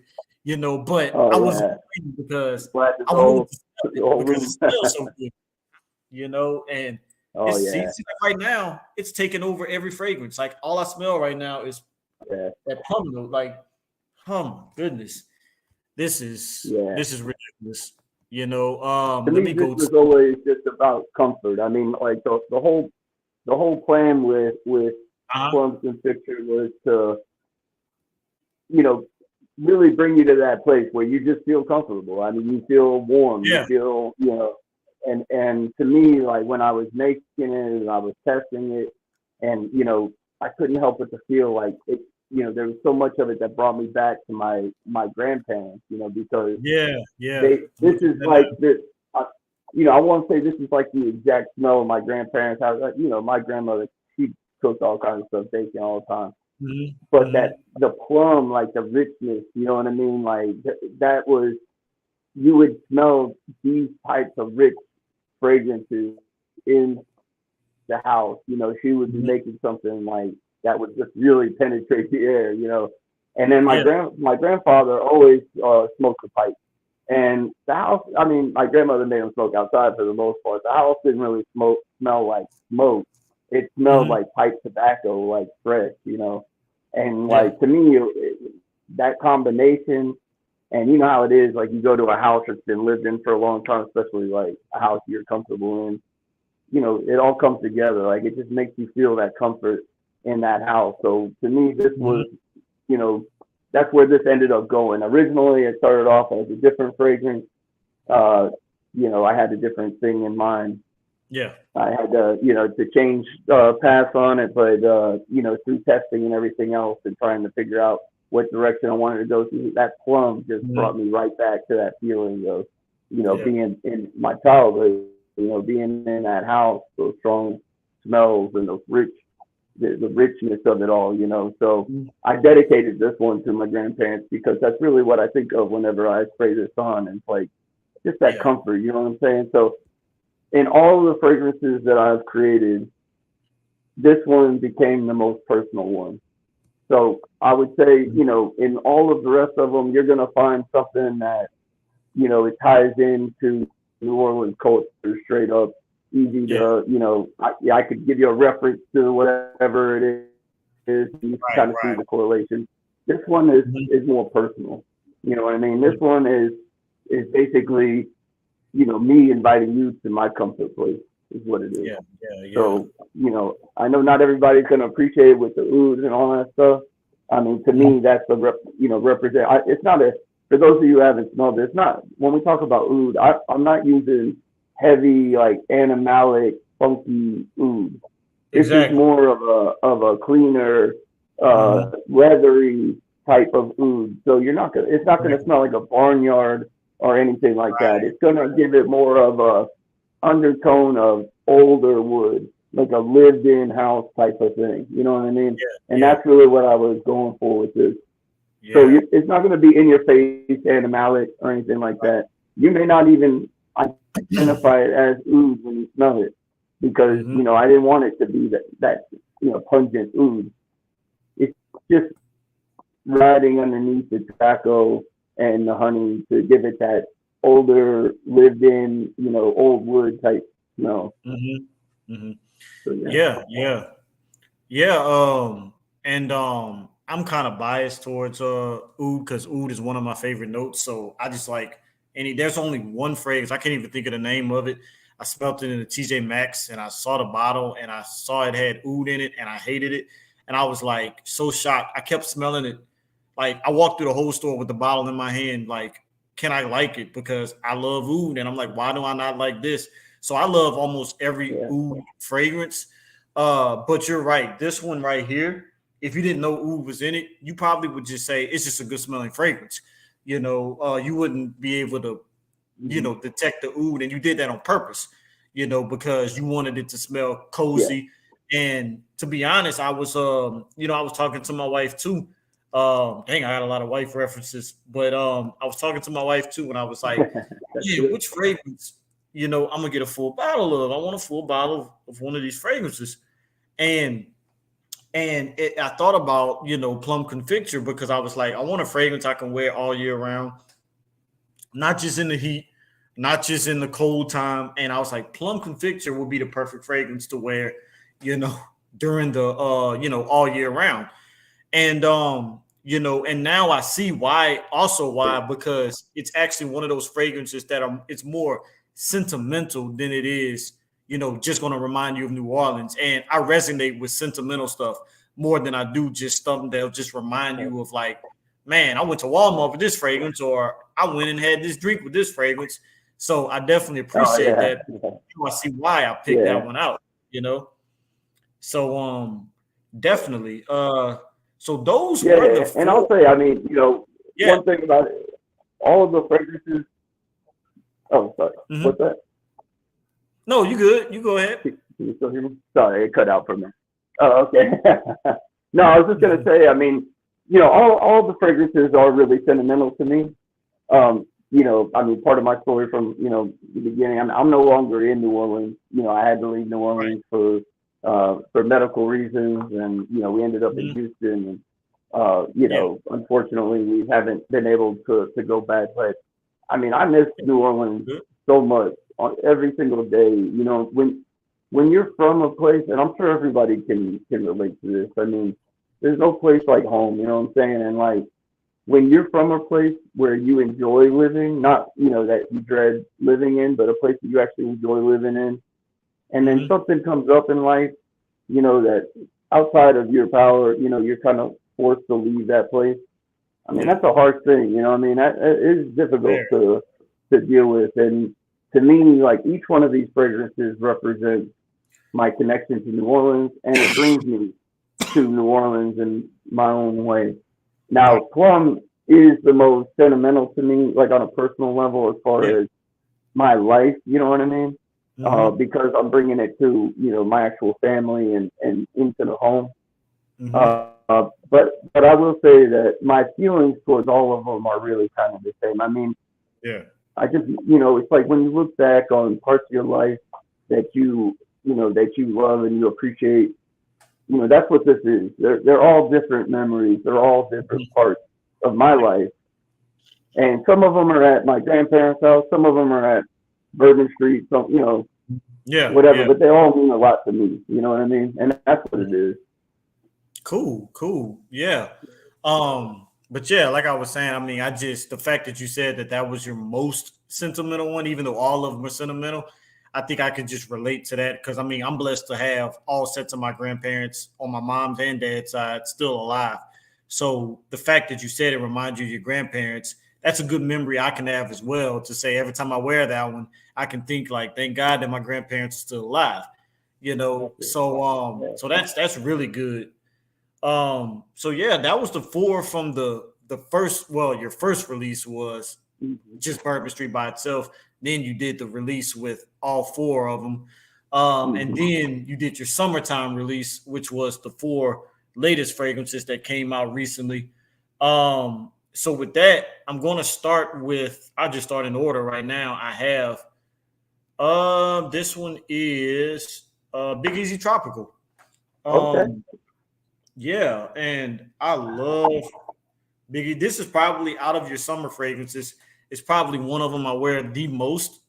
And the reason being is because I love tropical scents. Like I love pina colada. Like I can drink pina colada 24/7.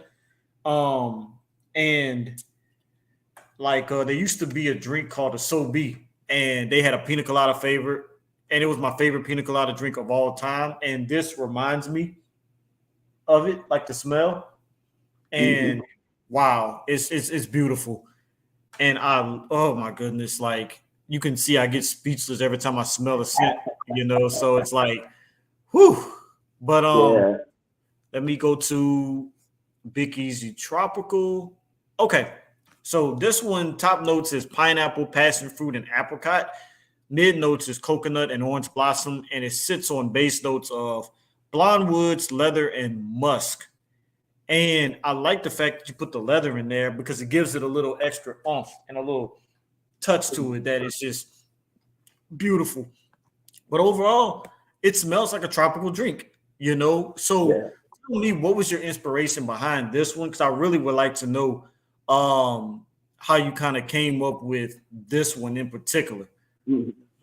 Yeah, I mean, other than that Blue Bayou, all of the summer lines are actually inspired by drinks of some sort. So Big Easy Tropical, I mean, most people that visit New Orleans, it's not the most tropical place. And well, I mean, they have palm trees. They're not very healthy palm trees.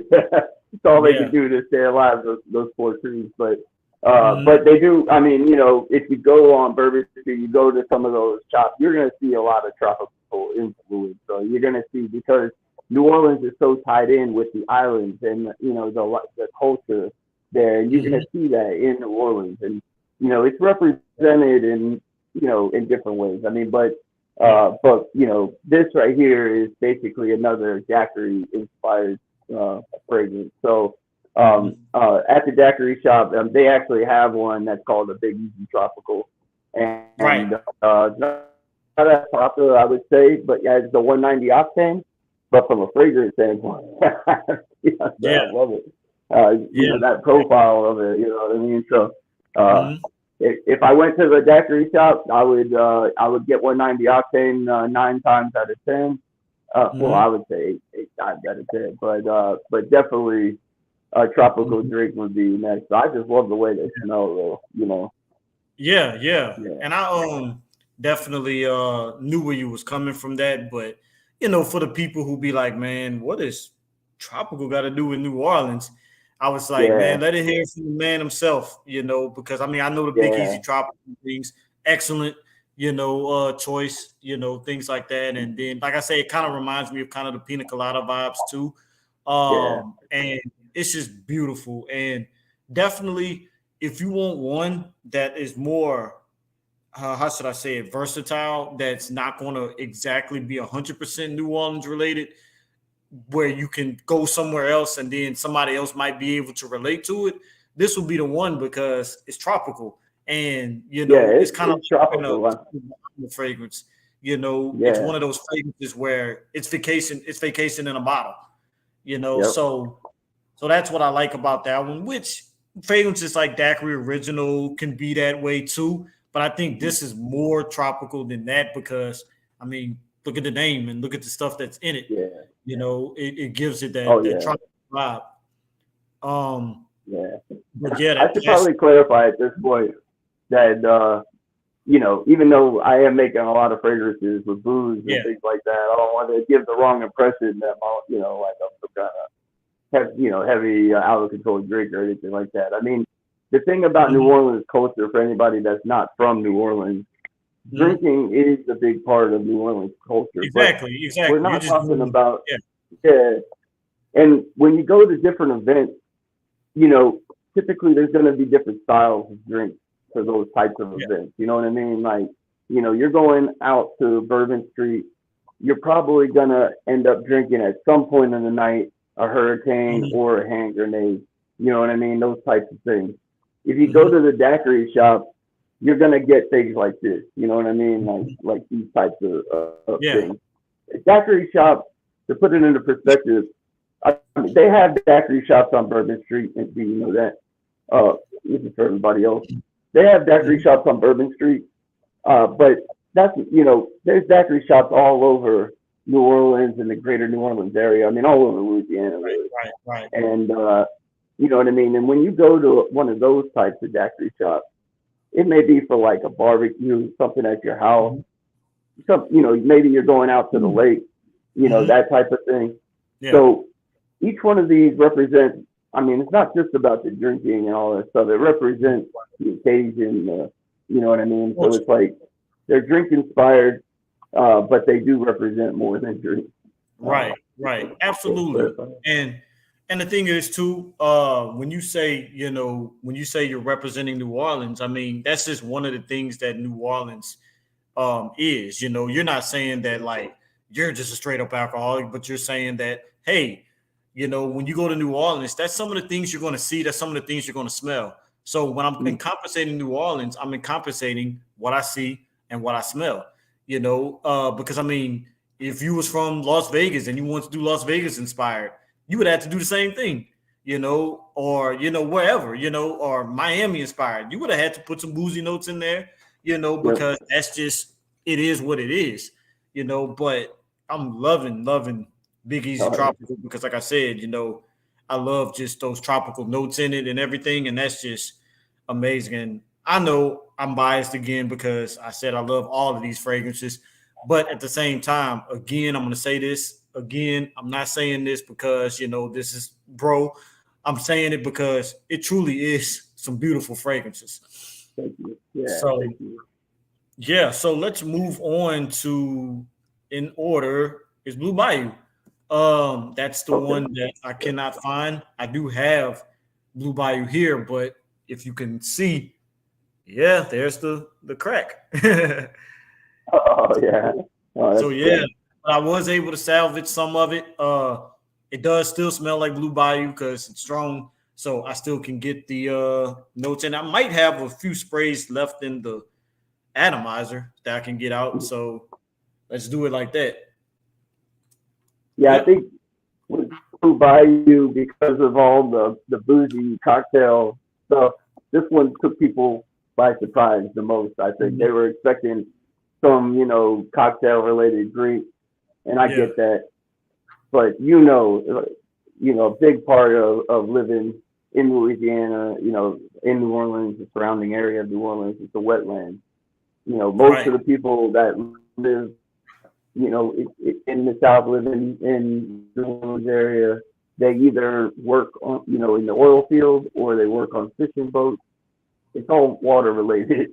You know what I mean? We spend a lot of time on the water. A lot of our recreational stuff is on the water. So, I wanted to have something that really represented that.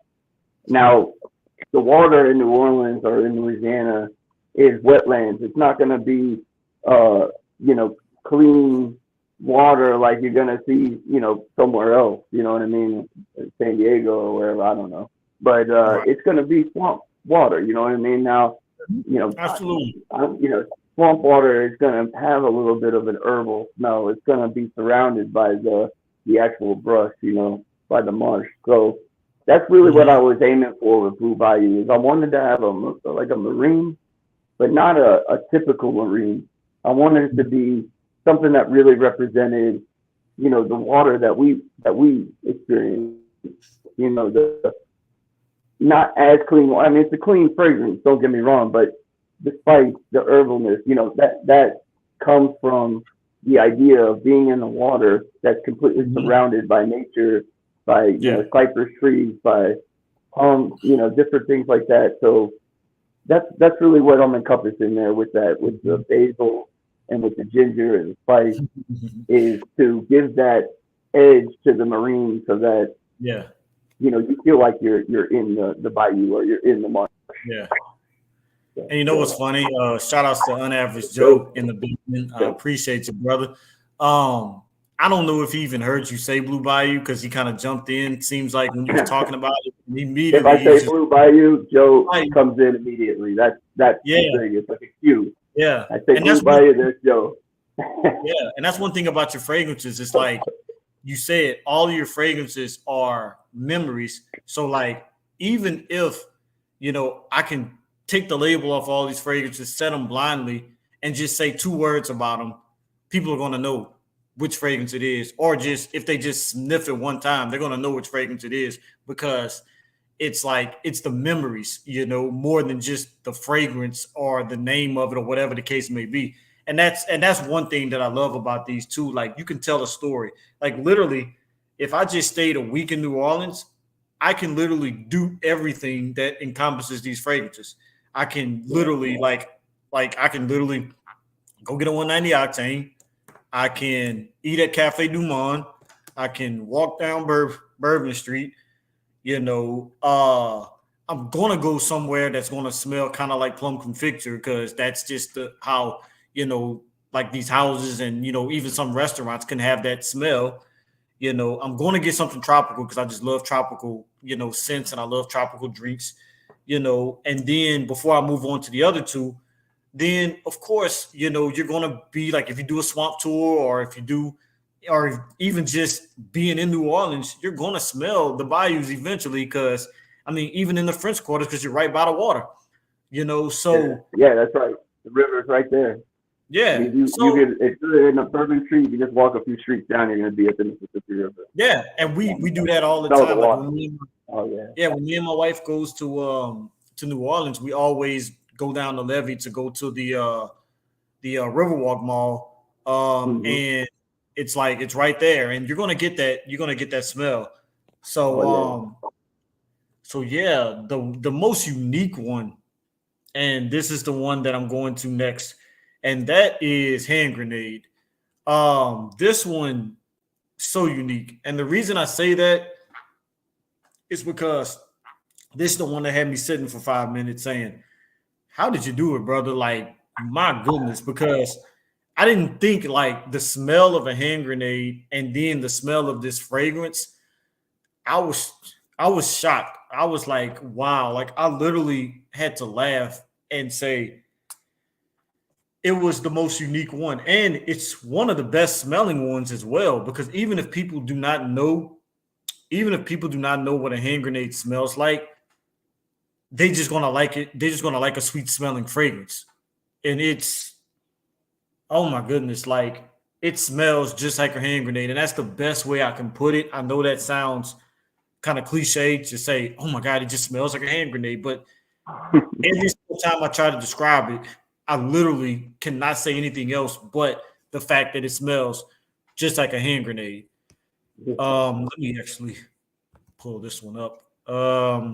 So yeah, it starts off with melon and salt. And then the mid notes is rum, gin, and cherry blossom. And then the base notes is sandalwood, amyris wood, and musk. And that melon, my goodness, that melon and salt in the opening, that's what captivates me, because it's like I have a few fragrances that open up with like watermelon or some type of melon, but it doesn't smell like this, And then slowly when that cherry blossom creeps in, that just takes it on a whole nother level right there. I think that's more of where the sweetness comes in between that melon and that cherry blossom, but I think it's more of the cherry blossom. You just got to get your nose on hand grenade. If you want the most unique one, you got to get hand grenade. It's the most unique one, in my opinion. The most unique. It's my wife's favorite. My wife loves it. She wears it all the time, and she wants me to wear it all the time. Yeah, it's unisex. It's definitely unisex. Yeah, it's definitely unisex. Yeah, and I try to make. I would say, I try to make all my fragrances unisex. Blue Bayou is the most masculine leaning. Not to say that women can't wear it, but because it's a little bit more spicy and not as sweet. Some women may not want to wear it.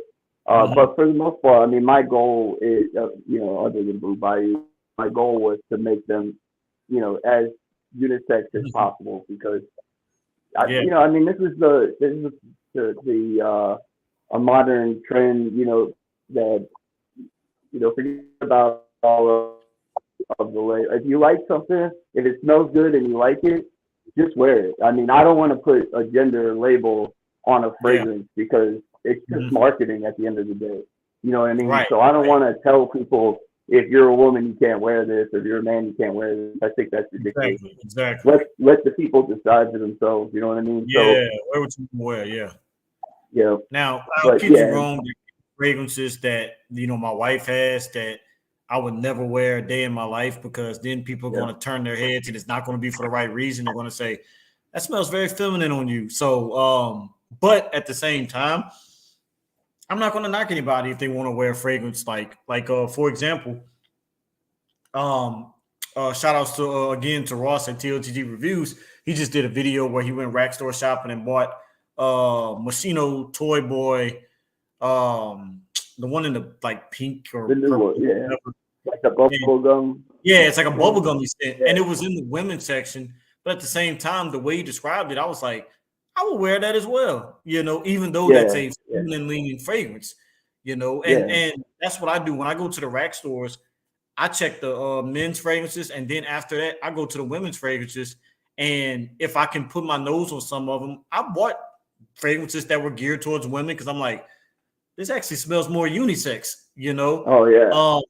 So yeah, it's wear what you want, because that's just the name of the game when it comes to fragrances. It's like not every fragrance is going to be just for men or just for women. It's like fragrances are just a smell, and they smell good. Yeah. So if you smell good, I don't care if you smell like 1,000 cherries, or you smell like a bunch of roses, or you smell like some sandalwood. As long as you smell good, I'm good. As long as you don't stink. So that's right. Smell good and show your personality. Don't be afraid to be unique. I mean, something was marketed for women, but it makes you edgy, makes you, really stand out. I say wear it. You know what I mean? Like, nobody has to tell you, what you can wear, what makes you you. You know what I mean? So if something is marketed to women, it makes you feel good, makes you feel unique. Hey, it may be a mediocre woman's fragrance and a banger of a man's fragrance, a male fragrance. So you just don't know. I mean, some of these things can be tricky. Yeah. I'll tell you that Dolce & Gabbana light blue intense for women. You know what I mean? Like it leans feminine. I was about to say that. I'm like, wow, that's something that I didn't know. That light blue for women smells better than the men's. Now, the new light blue summer vibes, that is a banger. I smelled it for the first time. My wife was on this Ulta Beauty streak where she just was loving Ulta Beauty. So I was like, you go buy all your makeup. I'm going to smell fragrances. And they had it sitting there. Now they got it behind the counter because every fragrance store really doesn't put their fragrances out anymore to smell because people still got those clowns with the decants that go into the store. But when they first released Light Blue Summer Vibes, I did get a chance to smell it, and it was beautiful. It almost, to be honest, it kind of gives you a Blue Bayou vibe a little bit. Not exactly, but it's kind of like that same kind of DNA. And I guess that's why I liked it, because it reminded me a little bit of Blue Bayou, but it has a little twist to it. But it's good. It's good. So I was like, okay, Dolce & Gabbana. But I did not know that the light blue for women actually smells. Oh yeah, that's a nice version. Yeah, the intense though. It has to be the intense. Okay. I'm gonna have to do that. I'm gonna have to smell that. I'm gonna go to the mall one of these days and I'm gonna just put my nose on it and I'm gonna let you know. Definitely. Yeah, you just gotta forget that it's marketed to women. I was actually at a store the other day with my daughter. She wanted to get a fragrance, and I seen this lady she was checking out. It was some niche fragrances, so she couldn't tell, I guess, if it was marketed to men or women, which is great, I think. And but she obviously liked the fragrance. I mean, she smelled it. She responded to it. She's asking about it. But I heard her asking the salesperson, like, "Is this for men or for women?" And I'm thinking to myself, like, it's such a shame that she's asking that. She doesn't realize that if you don't know if it's for men or for women, and you like the way it smells, you know what I mean? The bottle obviously doesn't say men or women. Like, why does it matter if somebody tells you? What if they say it's for men and you just don't buy it? You know what I mean? So it's like, it's irrelevant. You know what I mean? Like, you like it, it looks good, it smells good, whatever. Price is right. You know, who cares if it's for men, for women? Yeah, I've had situations like that. You know, I was in Dillard's one time, and they had I was looking at fragrances, and the woman was like, "Do you need some help?" And I'm like, "Trust me, I don't need any help. I'm just smelling fragrances for YouTube purposes." But there was a lady there. She was smelling some fragrances in the men's section, and she was like, "Yeah, I'm looking for a fragrance." I said her husband's birthday was coming up, and she wanted to buy him a fragrance, and she didn't know what to buy. And the lady was struggling trying to help her because, you know, those salespeople, they don't really know nothing about fragrance. They just get hired for the job. So I was like, let me butt in and let me help her. I said, what kind of fragrances does your husband have?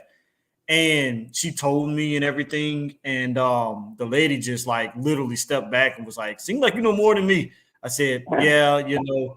So end up, I think I got her YSL. I think it was either Loam, or I think it might have been Loam or La de Week de Loam. It was one of the two. I can't remember. But at the end of the day, you know, I did tell her that same thing. I'm like, look, just smell these fragrances, and whatever captures your attention and you think that he would like, you get it. And I said, don't be surprised if you go to some of the feminine fragrances and you smell something, you be like, huh, well, my husband might be able to wear that too. Now, don't let them walk around with the bottle and stuff, because they're gonna be like, what are you doing? But at the same time, you just never know. So, but she did stick with that. And but you just never know. Because I've had, because like there's actually one of my wife's fragrances I bought for her, and I love it. It's a company called Lively out of Paris, and they have a fragrance called Oud and Jasmine. And like I said, I'm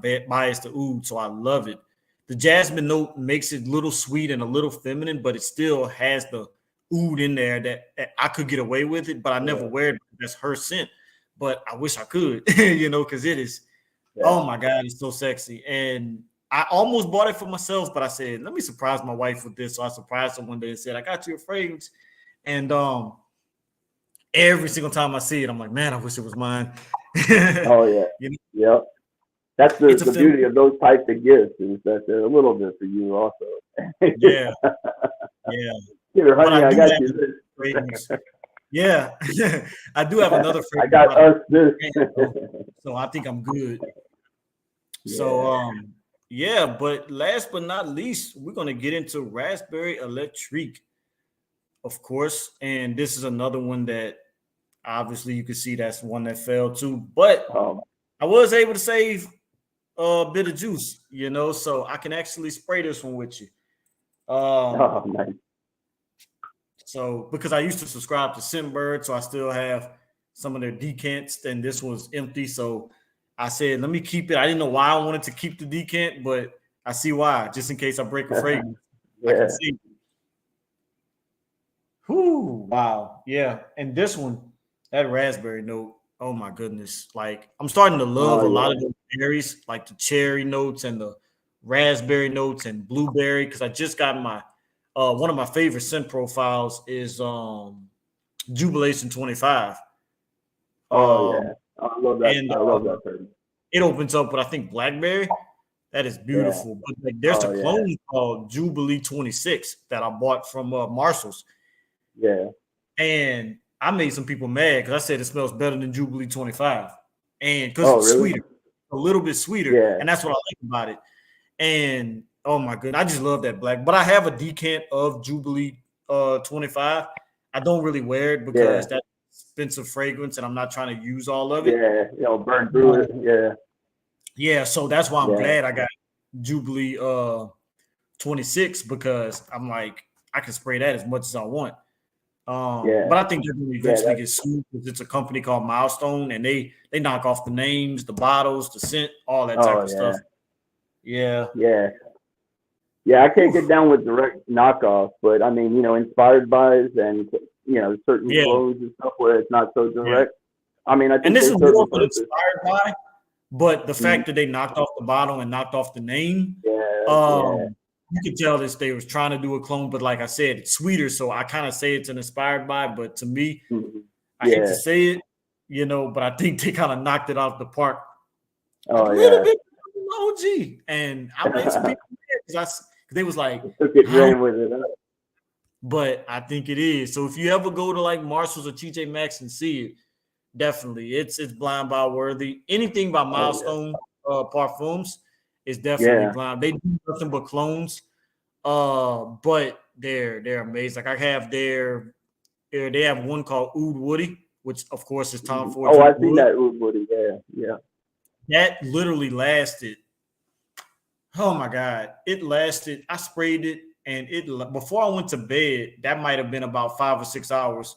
And then when I woke up the next morning, it was still on my skin. So I slept probably another 8 hours. So I'm like, there's a such thing as a fragrance being too strong. And I think that was one. And Oud Wood is not a strong fragrance. The original Oud Wood is not a strong fragrance. And this one, it isn't. I take that back. I wouldn't say like the projection is just beast mode, but it just won't go away. That's one thing. When you think it's gone, around a little bit, and you're like, nope.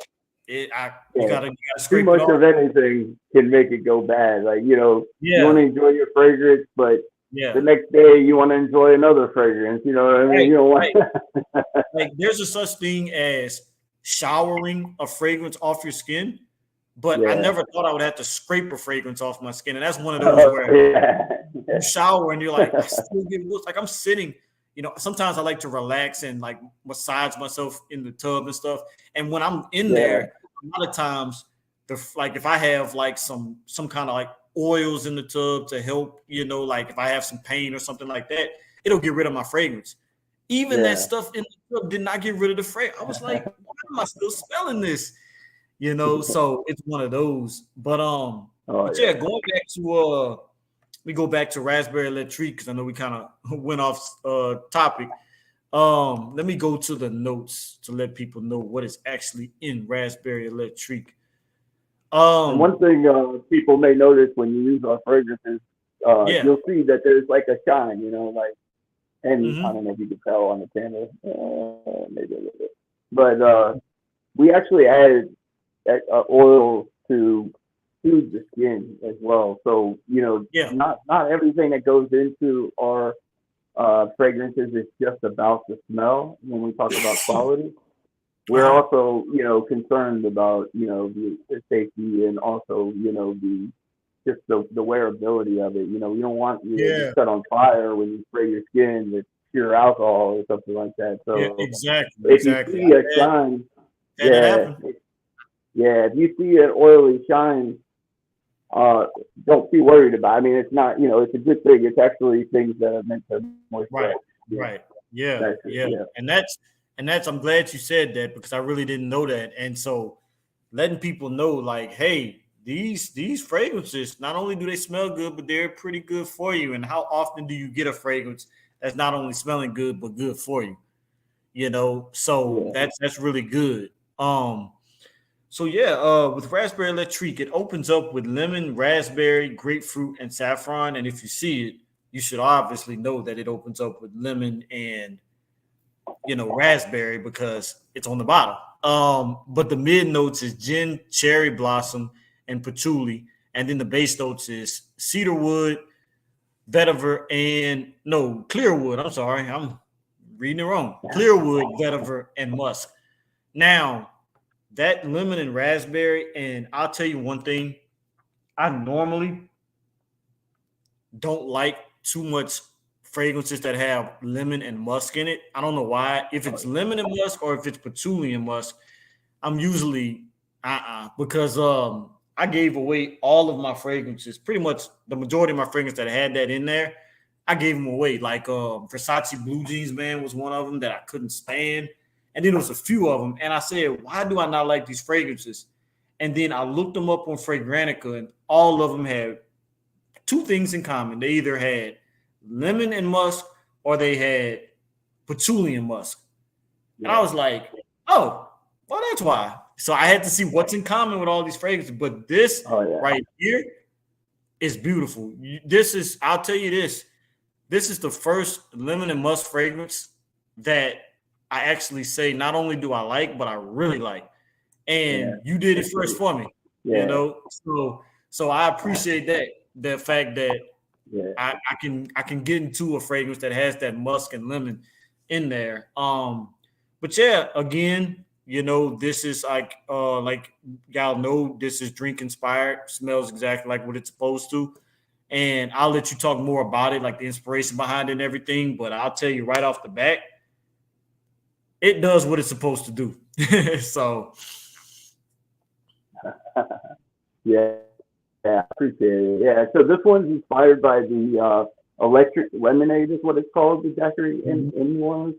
And it is just like what it's portraying. It's the electric lemonade is very lemon forward, but also has a raspberry. They call it a blue raspberry. It's more of like a slightly sweetened raspberry that goes with it. So, you know, what I wanted for this fragrance was to really be the bold option for the daiquiri fragrances. So you'll see, you know, kind of in terms of theme, you know, if you look at something like hand grenade is going to be the easier wear in the sense that you could pretty much wear this anywhere, any season.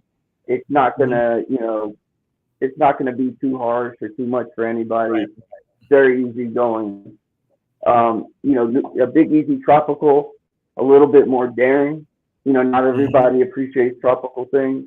But it's, you know, but it's not so in your face daring. It's just a matter of, you know, if you like tropical, you don't like tropical. This one is a little bit more in your face type of fragrance. And, you know, I don't say that to paint it in a bad light. It's in your face intentionally. It's meant to grab your attention, to have that, you know, that zestiness to it. Just like if you were to, you know, cut open a fresh lemon. Now, the thing with lemon and perfumery, especially in America, is it's one of those trigger notes, I guess you could say. Not everybody appreciates lemon. Some musk also, not everybody appreciates. And the reason why, you know, scent, I mean, we talk about this in the fragrance community a lot, but so much of our emotions and our memories, you know, it's triggered by scent. And subtle things stick with us throughout our lives. So, you know, we typically associate certain smells with certain things. Lemon is, for most Americans, associated with cleaner. That's the first go-to thought when they smell lemon. Doesn't matter how natural it is. If it's really synthetic, then it goes into the cleaner realm. But even a natural lemon has the risk of coming across as a cleaner. And right away, that becomes a turnoff for people, you know, unfortunately. So yeah, I mean, lemon's one of those notes that, you know, as a perfumer, you have to be careful how we use it, you know, and not to give it that edge. Now with this one, you know, I felt like the raspberry was the thing that was going to take it out of that category. You wouldn't smell it and say, this is lemon cleaner. This smells like cleaner of some sort. You smell the raspberry first. You get that zestiness from the raspberry, a little tartness, and then the lemon right behind it. It's literally like a raspberry lemonade. So, you know, the first hit is raspberry, followed immediately by the zestiness of the lemon. And I think that raspberry note, it takes the lemon in a different direction, takes it out of the category of harsh, cleaner opening and more into the, you know, zesty, you know, refreshing kind of lemonade that, you know, that you would hope to get from a lemonade type fragrance. Because like even one of the fragrances I gave away, if you ever smelt it, was Jimmy 2-Man Ice.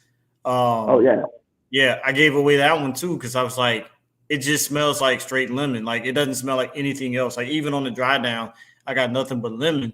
And it didn't smell like a lemon cleaner or anything, but it was just like, okay, like, can you make it smell like something other than just straight lemon? And that's one thing that you touched on, that you encapsulated with this fragrance, is that you have it smelling like lemon, but also that raspberry note comes in there and kind of balances it out to where it's not just that harsh lemon. Because when you think of harsh lemon openings, the first thing you think of, or the first thing a lot of people think of, is Club Nina Weed Intense Man. You know, trying to be that creative vintage, but at the same time, it has that harsh lemon opening. Unlike creative vintage, that everybody says it's a turnoff because you have to let it dry down for a few minutes before it actually smells exactly like creative vintage. Yeah. Unfortunately, I can't really talk about Club Nina Weed Intense Man anymore because my bottle, I left it out in the sun and it's just a harsh synthetic mess now. So I'm gonna have to rebuy it and then get my nose on it again. But I'm not gonna get the EDT this time. I heard between the Parfum and the EDP and the limited edition of, you know, those are better. So I'm trying to decide which one I'm gonna get. But I have so many creative vintage dupes until there's so many of them now. Yeah, like my favorite is actually Zara makes a fragrance called Oud Vibrant Leather. And you don't smell the oud, but it's a smoky batch of a creative vintage, and that's my favorite type of creative vintage. It's a smoky batches, and that's what it smells like. And that's why I never rebought Club Nina Weed Intense Man, because I'm like, this Zara fragrance, people don't know about it. So I'm gonna start hyping it up. I'm gonna say get Oud Vibrant Leather from Zara. That is their best smelling fragrance. Even though Zara is a slept on house because everything they make smells so good, and we're actually getting one not too far from where I live. There, we're getting a Zara, so I was like, yes. Yeah. So, but I mean, my thing about the Club Nina Weed Intense, the Armagh, is that they've had all these chances and all these flankers to get that top note under control. Yeah, and it is better, I will say, because I've smelled them all, and like not all of them, but I've smelled most of them. Yeah. I mean, the harshness is still there. You know what I mean? It's not completely gone. And I don't know. I feel like, you know, I mean, they got the criticism from the first run. They do have a good fragrance, you know, from the dry down. So I mean, you know, at the stage of the Parfum and limited edition, that opening should have been sort of. You know, they can make a decent opening. It's not. Yeah. You know, it doesn't have to be a lemon. Right. Now I heard between the limited edition and the pure Parfum, I heard that it's probably the least of that harsh, you know, like it is opening. But I haven't smelt all of them. It's not a bad fragrance at all. I mean, I definitely think it's worth it for the price. It's a beast mode performance, but it's like, man, you know, Armagh's come a long way over the years, and at this stage, you know, surely they could do better with that opening. Oh yeah, I know there's a place in the Mall, Louisiana, that had Club Nina Weed Intense Man. I think the limited edition one, I did get a chance to smell it, and it wasn't as harsh. But I really want to smell the pure Parfum too before I make a decision. Now we do have a place that sells Middle Eastern fragrances that they just opened up, so I'm gonna go there and see if they have it. If not, I'm gonna just have to wing it, because I mean, even if I just decide whatever one I'm gonna buy, I'm not gonna be disappointed either way, because at the end of the day, it's still Intense Man. So I say it's all good. So I'm sure once you get past the opening, I mean, it's basically the same thing. Oh yeah. I mean, I was like that with the first one. I was like, and to be honest with you, as much as I don't like lemon openings, I'm kind of like, again, shout out to Ross. I mean, I'm always referencing Ross. He likes the lemon opening, and I actually kind of liked it. I was like, as much as I don't like lemon, and as much as people hate on this one, why am I liking it? And it's just your nose. Like, people's noses are crazy when it comes to fragrances. Well, that's probably the thing. I mean, you know, Ross probably has trained himself to not think of cleaner every single time he smells lemon. You know what I mean? So now he's thinking in different terms. It's not triggering that chemical thing. But for you know, I mean, it's not a bad fragrance. I definitely don't think it's a bad fragrance. Right. Absolutely. So yeah, man, we done been on here. Wow, about 2 hours. I think we covered all of them. So let me ask you, now that we've been through them, what's your top three, I guess? Okay, I'll do my ranking. My favorite which I say is the most wearable. And I say most wearable because I say this one you can wear it all year round. I would say the most wearable one. Now I'm gonna rank them in different categories. Then I'll rank them overall because now that I'm saying this, it's not my favorite, but it's my most wearable, and that's Plum Confecture. So Plum Confecture is my most wearable, the one that I could just get away with, like just grab and go and wear it at any time. Like I could wear this in the summer, spring, fall, winter. It doesn't matter because that oud, even though it has oud in it, it's so wearable. You know. And oh yeah, Ross. Yeah, Ross from the. Well, actually, Ross is from Homer. If I'm not he's mistaken. from Homer. Yeah. But it's close enough. Shout out to Ross. Yeah, because I got people I know that's from Homer, and I just tell people they're from New Orleans. Like it's close enough. Still a little ways past New Orleans, but still, a lot of people don't know close Homer. Enough. Yeah, they want. Yeah, only people that are from there really know where Homer is. Yeah, but he's like my wife.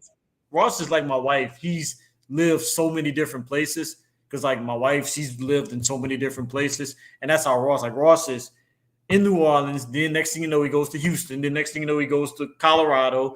Now he's moving to Florida. I'm like, goodness. Then he's like, I might stay there for a while because I wanted to live near the beach. And then he's like, I might move somewhere else. Just never know. But one thing I like about Ross, he has made a career off of YouTube. Like, he doesn't do anything else. He just YouTubes. And I'm like, wow, for you to be able to quit your job just to do YouTubing, I would love to be able to do that. So if anybody's watching, support us, brothers. Yeah, definitely. Yeah, make sure to subscribe. This is the place to be. Follow my boy Hez as well. He has a YouTube. He has a Instagram. He has a TikTok. He has a Facebook. He has every social media platform you can think of. His website is the same thing, Hez Parfums, everything Hez Parfums. So yeah, support us. And also, I don't know if you do it, but I have a it's called Buy Me a Coffee, buymeacoffee.com/DaVinci. And what it is you can support as cheap as $5. And it's just to support the page, help me to keep buying these fragrances and doing these YouTube videos, because not only do we have to buy fragrances, but we do have to have software. Like I do pay for, the editing software every month. So that cost and, microphones and, all that type of stuff. One of my lapel went out, so I got to buy another lapel. I'm using the microphone for now until I buy another lapel. So it's like things like that. So, I definitely appreciate everything. But going back to the ratings, like I said, Plum Confecture is probably the one that I can wear the most.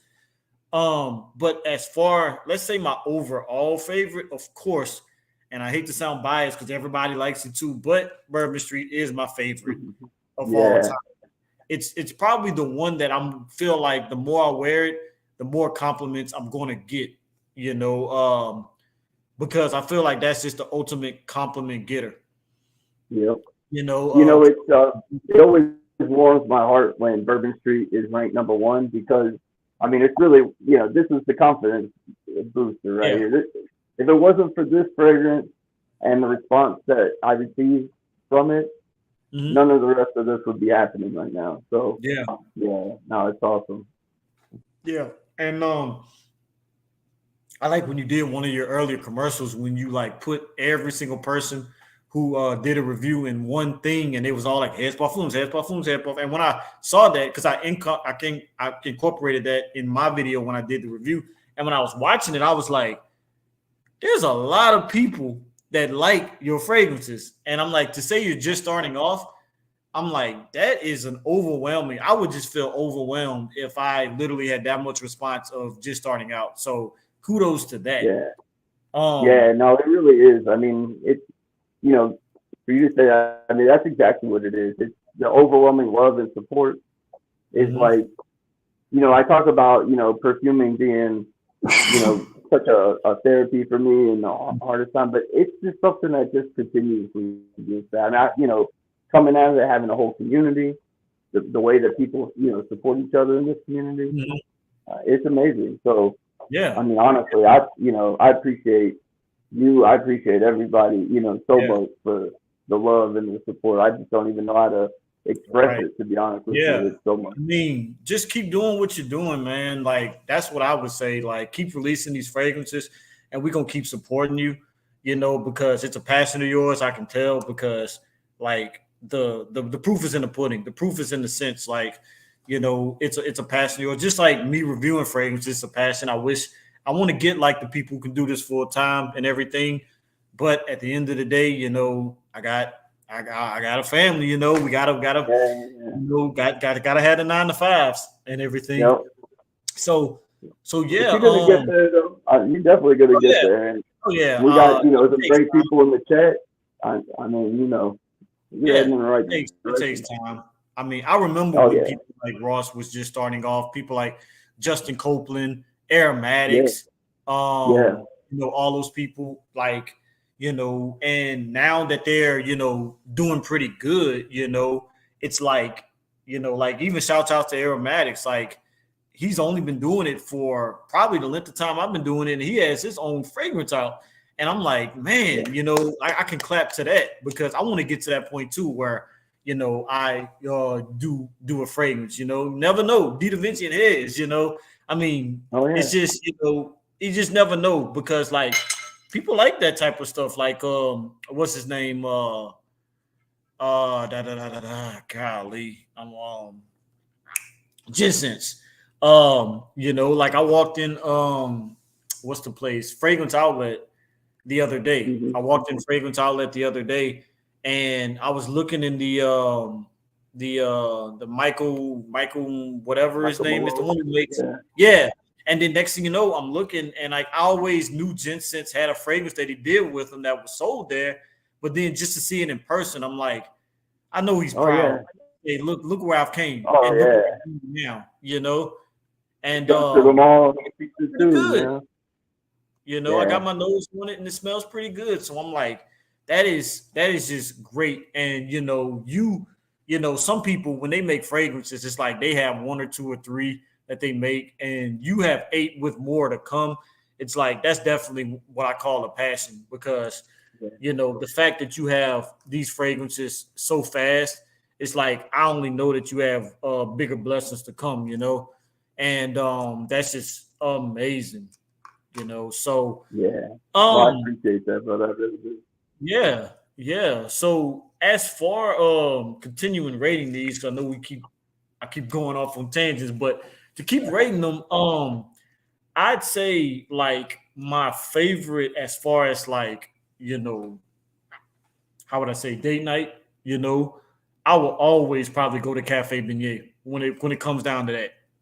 This is the number one date night, number one for going, out with my wife. I'm dressed up nice. I want to take these nice pictures and put them on Instagram with her with her nice dress on, and me with my nice suit. I'm going to be wearing Cafe Beignet, like, sometimes I even throw on a couple of these scents when I'm just lounging around the house, because I always have a scent on 24 hours a day, 365 days a week. I even my soaps that I bathe with are cologne scented. Like, I'll go to Bath and Body Works and get like mahogany teakwood soap. So when I get out the tub, I'm spraying mahogany teakwood on, like, that's how crazy it is. Like, I went to, matter of fact, I went to Bath and Body Works today, because they're about to start selling the fragrance in those little Tide Pods, so you can wash your clothes and it smells like mahogany teakwood or whatever fragrance. I see. That's a big thing now. Yeah, that's pretty good. So that would be So I say the everyday fragrance that I would just wear lounging around the house and things like that. I would probably say, to be honest, Raspberry Electrique. Yeah, Raspberry Electrique, I would say. Because I would say that one right there, I could just lounge around. Either that, I was going to go with Daiquiri Original, but I like to wear Daiquiri Original when it's just super hot. I like to it's great for a super hot day, for sure. Yeah. And right now, like, I literally was looking in my car today, and reach 100 degrees, and that wasn't even to feel like temperature. So I was like, that's just ridiculous.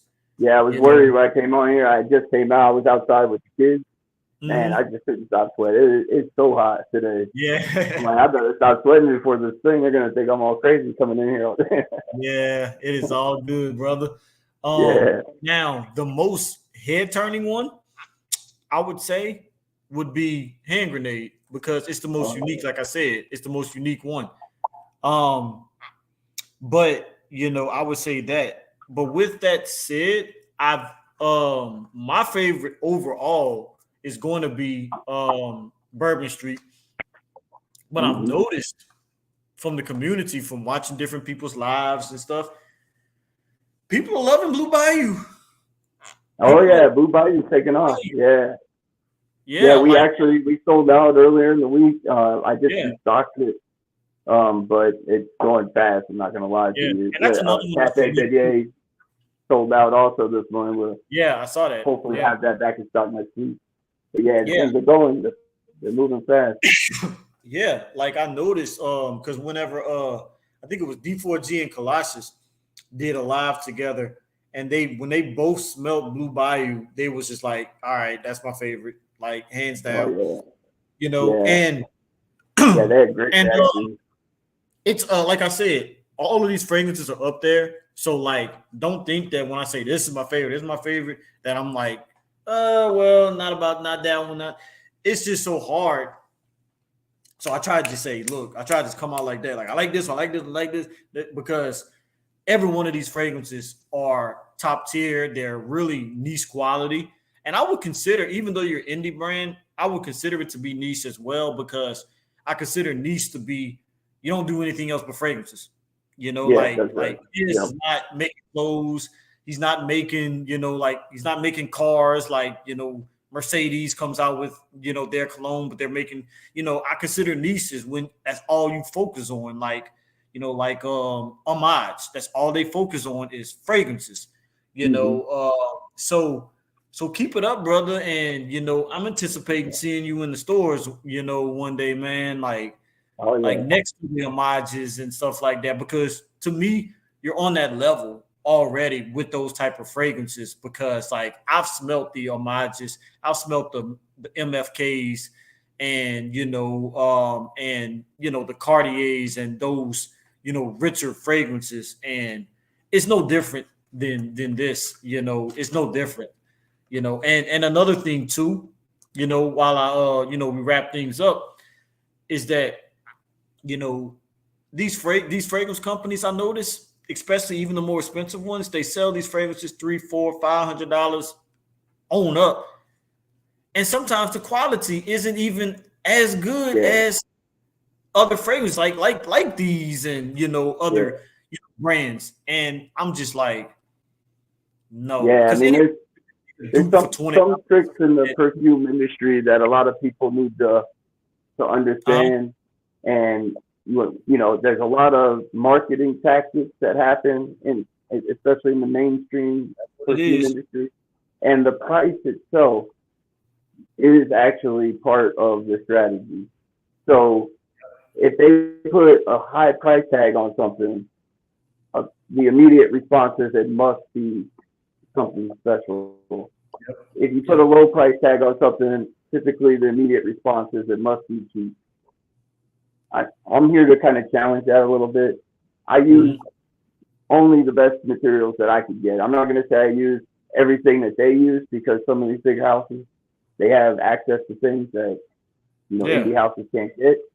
But I don't cheap out on oils. I don't buy cheap oils. And when I blend something, I do it, with love and with care. And then when I put something out, I know that my bottles aren't the luxury bottles that some people may be after. We don't have the metal plaques and different things like that.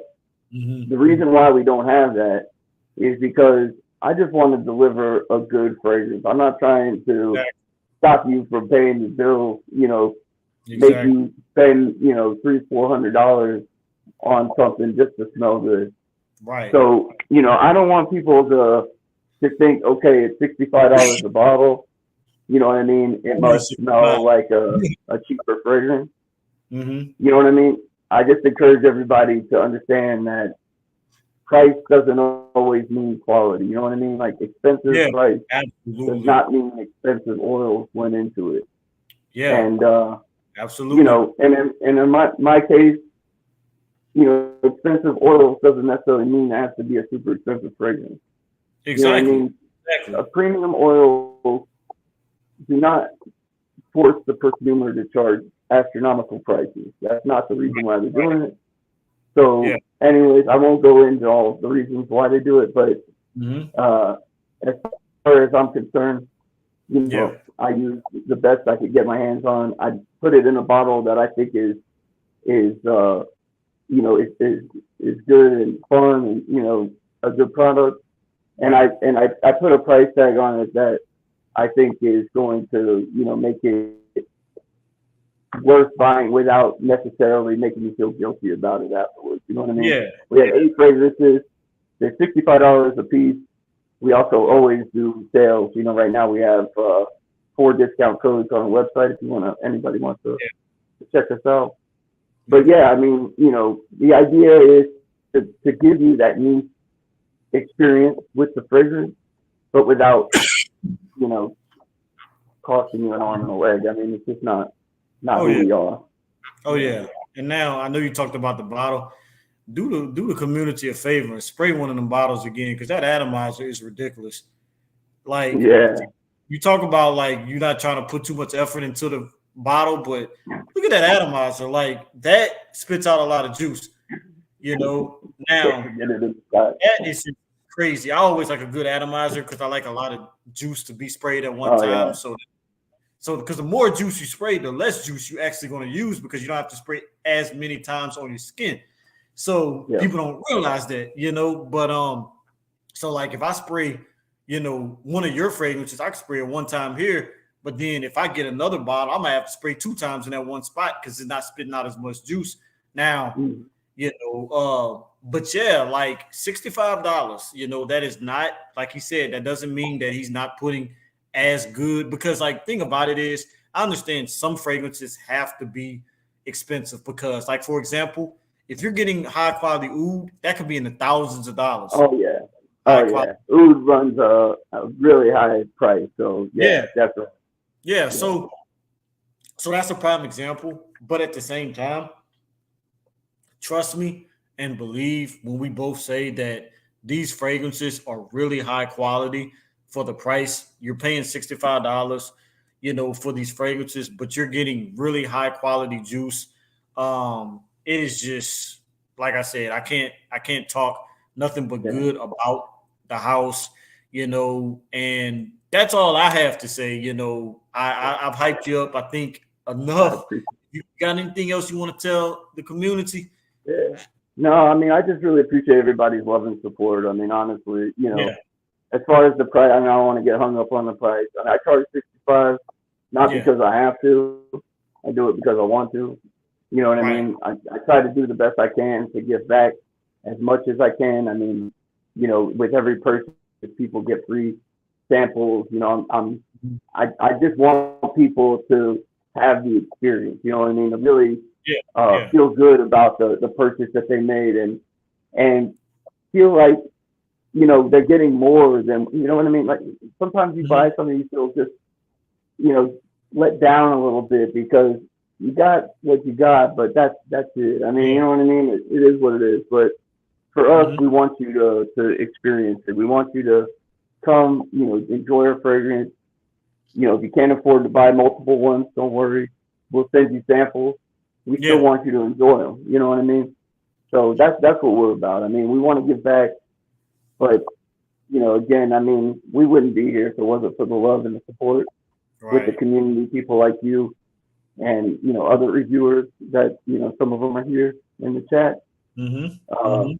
I mean, honestly, you know, there's just not, I just don't have the words to express the appreciation. You know what I mean? Like, it's such a deep thing for me. It means so much to me. When you see me on other people's streams, on yours, you know, interacting with people, it's because I really enjoy this community. You know what I mean? And I really appreciate the people in this community. I like interacting. I like spending my time with them. When I see those same people boosting me up, man, you know what I mean? It's just I just can't even explain it. Like it's just tremendous. And it that's really what means a lot to passion, me. man.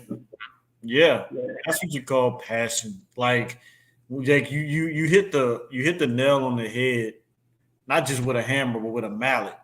You know, like you didn't miss. But when you said that, like, even if you can't afford to buy multiple bottles, we will still send you the other fragrances. You know, we gonna still send it to you just so you can experience the brand as a whole or the house as a whole. And that's love, you know, like, you know, that's definitely love, you know, and that's what, you know, something like spirits are real, you know, and when you have a good spirit, it leads you to other good spirited people, and that's what led me to, you know, to you and to the house of Hez Parfums, because something in me just felt like, man, I'm gonna love this, you know, and I wasn't disappointed because that's just how it is, you know. And I definitely appreciate you. I want to, you know, you're giving everybody else flowers, but I definitely want to give you your flowers because, you know, you found something that you enjoy and you found something that you're passionate about and you want to share it. And you found something that you're good at. Not only just I'm passionate about it, because they got so many people that can be passionate with something and they just, you know, they suck at it, you know. And so the fact that you're actually good at it, it lets you know that this is what you was meant to be doing, you know, and I definitely can appreciate that. So I would definitely continue to support. I'm definitely you know, gonna get some fragrances from you. You know, I'm actually about to get, probably, like I said, probably plum conficture is gonna be the first full bottle, and then, you know, my birthday's coming up, so you know the wife gonna spoil me with something. So I'm probably gonna get her to, you know, spoil me with something, you know. But yeah, man, I just appreciate it, man. I appreciate you taking the time to be on here, you know. Absolutely. So I'm gonna let you, you know, I'm gonna let you go get to the fam because I'm gonna get to mine, you know, Oh chill with yeah. my wife a little bit before we shut it down for the night. And feel free to use this video for whatever you want to do with it. You know, if you need Thank for you. me to download it, send it to you, I got you. And we're gonna continue to support, man, and we're gonna link up again, brother, because I know you got more fragrance to release. I will, you know, review those fragrances, do whatever. And yeah, that right there, I'm looking forward to that. Like, I'm definitely looking forward to that. That cherry, you Oh yeah. know. So we Yeah, you're good. gonna like this one. I already know you're gonna like this one. Oh yeah, I already know too. Y'all said cherry. I'm about to go sniff Yeah. some of my cherry fragrances now, just to say, whew, let me anticipate this one. You know, so like I always say in all my videos, tell a friend to tell a friend, mother, father, sister, brother, cousin that need eventually the poet does poetry and sim reviews, and also at Hez Parfums just has a lot in store. Man, like I can't brag about you enough, brother. So Thank you. definitely I'm Yeah, gonna continue supporting you, man. I salute to you, man, and we out. thanks everyone. Yeah. Good night, everybody. Yes, sir. Have a good one.